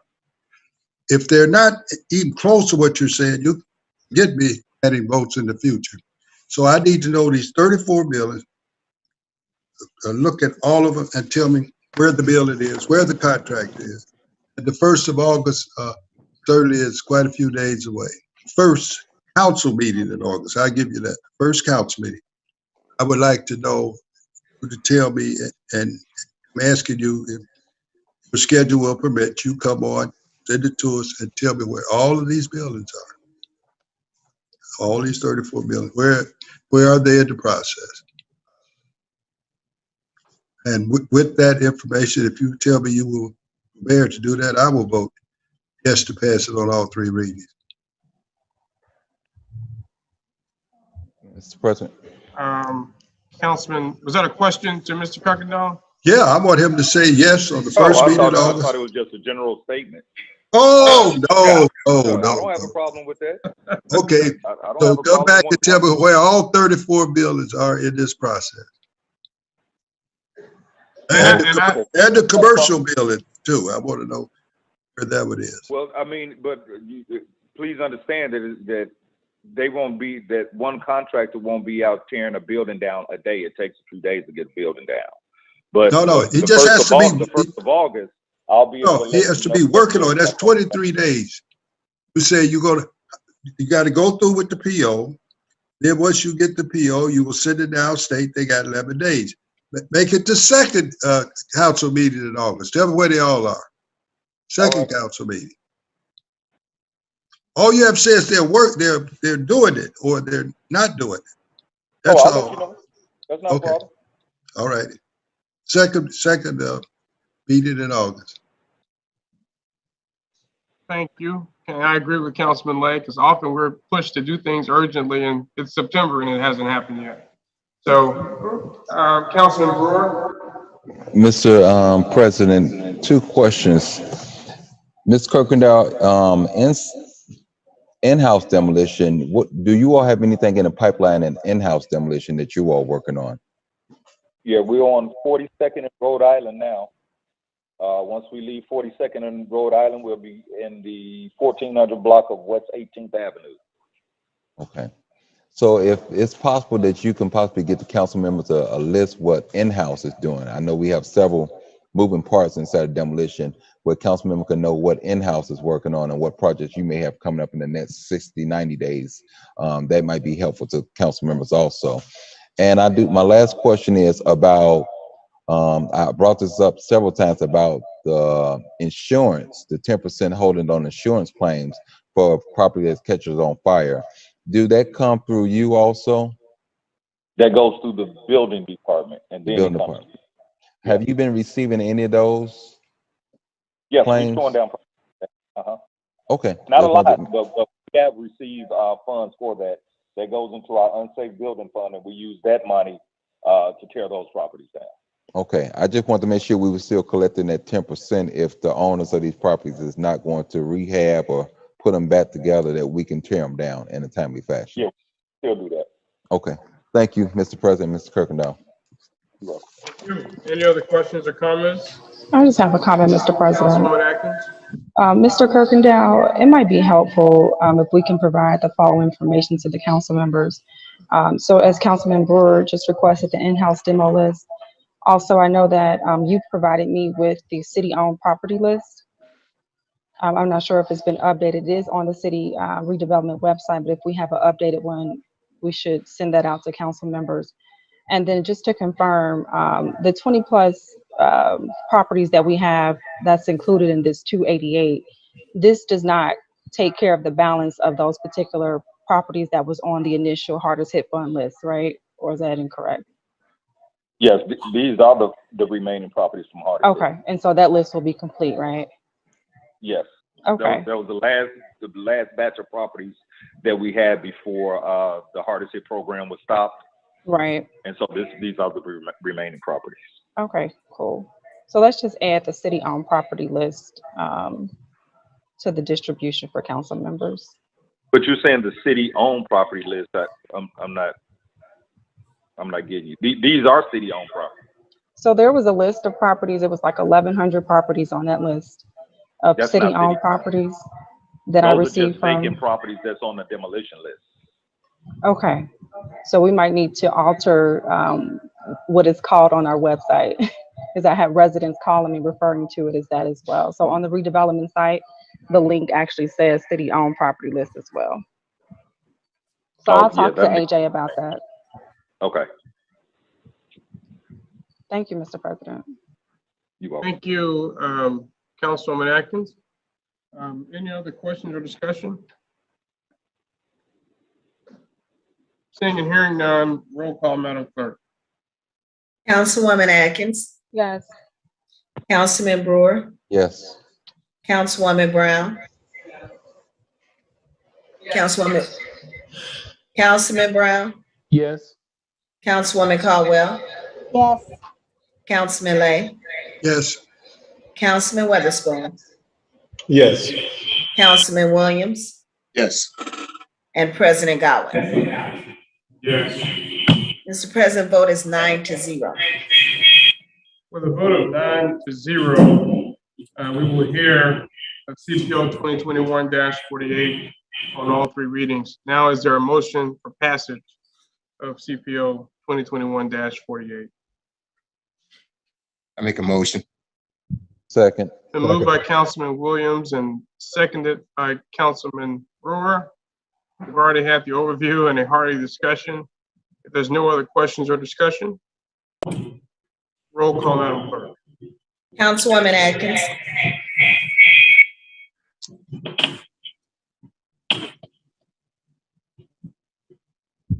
Sorry. Yes. Councilman Brewer, Yes. Councilwoman Brown,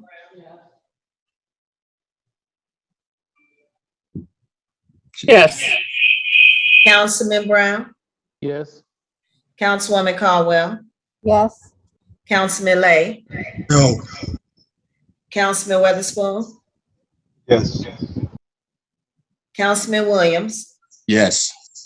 and President Godwin. No. Mr. President, the vote is 7 yes, 2 noes. With 7 yes votes and 2 no votes, CPO 2021-48 passes and is so ordered. This time, we will have council pending ordinances and resolutions on second reading. CPO 2021-45, an ordinance donating copies of the Gary A. Pictorial History books to the Legacy Foundation and Indiana University Northwest, sponsored by Ty Atkins, Councilwoman of the 4th District. Mr. President, Councilwoman Atkins. I move for passage of CPO 2021-45 on second reading with a committee hearing set for Tuesday, July 13th at 5 p.m. via Zoom, and a public hearing set for, that'll be July 20th, Tuesday at 6 p.m. via Zoom. Second. Been moved by Councilwoman Atkins and seconded by Councilwoman Barnes Caldwell. Any questions or discussion? Seeing none, roll call, Madam Clerk. Councilwoman Atkins, Yes. Councilman Brewer, Yes. Councilwoman Brown, Yes. Councilman Brown, Yes. Councilwoman Caldwell, Yes. Councilman Lay, No. Councilman Weatherspoon, Yes. Councilman Williams, Yes. and President Godwin. Yes. Mr. President, vote is 8 yes, 1 no. With 8 yes votes and 1 no vote, the CPO 2021-45 passes on second reading with a Parks, Recreation, and Culture Committee meeting to be held on Tuesday, July 13th at 5 p.m. and a public hearing on Tuesday, July 20th at 6 o'clock p.m., both via Zoom. CPO 2021-47, an ordinance allocating funds to various budgets for COVID testing and vaccinations for the Gary Health Department, sponsored by Mayor Jerome A. Prince, City of Gary, Malik Harper, City Controller. Councilwoman Brown, you're muted. 50 and 51, can I do them all? I'm sorry. Just restate that. I think you're still muted, unless I have a delay. Okay, can I do 2021, 47, 49, wait a minute, 48. 48. 50, not 50. 48. 47, 49. 50, I'm sorry, 47, 50, and 51. Can I do them all together? Is there any objection? Nope. Okay, Madam Clerk, please proceed to read CPO 2021-50 as well as 51. CPO 2021-50, an ordinance revising the JAG budget to allocate funds for the fiscal year of 2021, sponsored by Mayor Jerome A. Prince, City of Gary, Malik Harper, City Controller, and CPO 2021-51, an ordinance authorizing a transfer of funds within the Police Department support services to cover the Animal Control Center repairs, sponsored by Mayor Jerome A. Prince, City of Gary, Malik L. Harper, City Controller. Mr. President, I move for passage on second reading of all those ordinances with the Finance Committee meeting on July 13th at 5:30 p.m. and a public hearing on July 20th. Second. You said 5 o'clock p.m. on July 13th? 5:30. 5:30, okay. It's been moved by Councilman Brown and seconded by Councilman Barnes Caldwell. Any questions or discussion? Seeing and hearing none, roll call, Madam Clerk. Councilwoman Atkins. Yes. Councilman Brewer. Yes. Councilwoman Brown. Yes. Councilman Brown. Yes. Councilwoman Caldwell. Yes. Councilman Lay. Yes. Councilman Weatherspoon. Yes. Councilman Williams. Yes. And President Godwin. Yes. Mr. President, the vote is 9-0. With a vote of 9-0, CPO 2021-47, -50, and -51 all pass on second reading, with a Finance Committee meeting to be held on Tuesday, July 13th at 5:30 p.m. and a public hearing on Tuesday, July 20th at 6 o'clock p.m., Right. both via Zoom. CPO 2021-49, the Wallace Broadnax Amendment, amending ordinance number 8831 to include requirements for armed security guards at certain establishments between dusk and dawn, and requiring 24-hour armed security at other establishments with a history of violent crime. Sponsored by Mayor Jerome Prince, City of Gary, Cozy Weatherspoon, Councilman of the 2nd District. Mr. President, Councilman Brewer. I move for CPO 2021-49 to go to the Public Safety Committee. That's July the 13th at 6:15, and public hearing to be held July the 20th at 6 p.m. And I asked for the 6 p.m., 6:15, just because I don't want to waste time if we finish up in finance. We can start earlier, but we can't start later. Thank you, Mr. President. Thank you. It's been moved by Councilman Brewer and seconded by Councilwoman Barnes Caldwell. Any questions or discussion? I will just say this. We discussed the essence of this robustly, I believe it was last year, and there were a lot of lingering questions that I think I know I didn't get answers to. They were very unclear to me. And so I certainly hope that the police chief, members of the administration, and maybe even third parties are present, and maybe even some of these security companies that might be potential vendors might even be present at this committee meeting. I doubt it will all be able to be accomplished in 2 weeks, but I just think that we had a long, lengthy discussion, and there were more questions than answers. And so I hope that the right parties are there with answers about how to operationalize this, right? Sometimes things sound great in theory, but in practice, we have to make sure we're creating something that can actually be implemented within the city. So that would just be my ask for the Public Safety Committee. Any other Mr. questions or President. discussion? Mr. President, Councilman Brown? I too understand where you're coming from. As you know, today, there was a press conference with the family of the retired fireman, Wallace Broadnax, and it was actually held where he lost his life. And I believe that we all do need to sit down and work this out and find out where we're at, not just for what happened to Mr. Broadnax, but for all the citizens. And I said that earlier at the press conference. we need to figure out a way to make all of us safer. I'm glad that we had no homicides over the 4th of July holiday. I understand there were some in Hammond and Chicago and some of the other areas. In one homicide is one too many. And so we're charged with a task, and people are very emotional about it. And I understand, because I don't want to see anyone lose their life, let alone someone who's minding their own business. At the same time, I think his daughter brought up a very good question. What about the parents of those children that fired the shots? Who's holding them accountable? And I think the problem is so great. It's not just the armed guard, because one of the reporters brought up the issue about the gentleman that was armed guard that lost his life at the bank.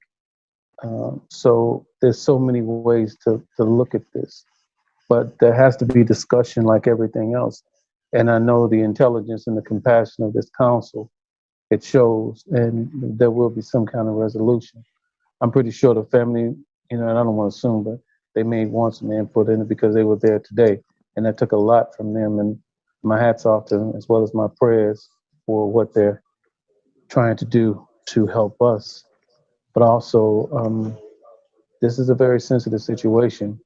And so I would ask the administration and everyone else to roll up our sleeves, and there has to be a compromise in some way where we can get this done. So I thank you, Mr. President, for your input. I was not here when that discussion happened last year, unfortunately. A motor vehicle accident I had while I was at work, put me on the sidelines for a little while, but I'm back at it. And so I will do everything in my power to help this situation, as well as many more moving forward, get resolved. And I want to thank the council again for some of the things we did accomplish tonight, for the fire department, for the demolition and other things. And those were very difficult decisions to be made. So I thank you for your time, Mr. President. Thank you very much. Thank you, Councilman Brown. Just if I may, for the Facebook audience, we've reached the 3-hour point. So at 9 o'clock, a new Facebook Live will initiate for those who are viewing in that way. Councilman Lay and then Councilman Brewer. Yeah, certainly. Previously, I wanted us to go through looking at a lot of facts, except fines and all of that. I mentioned it before. You're going to have to do something with the owner. This is just what I do know about it. It's just it's obvious to nothing. And I've known the Broadnax family members, I don't know too long to even say how long I've known. It certainly sent my personal sympathy letter to the funeral of Saturday. But we just can't pass something that really is useless. We certainly have to pass something that in fact can be carried out. And it doesn't matter who is, of course, has been injured. I would say the same thing whether I do them or not. I mean, this is going to take a lot of work to figure this out. They're going to have to come back with a lot of questions. I mean, answered. I mean, they're going to have to, as opposed to reaching in the sky and coming up with something.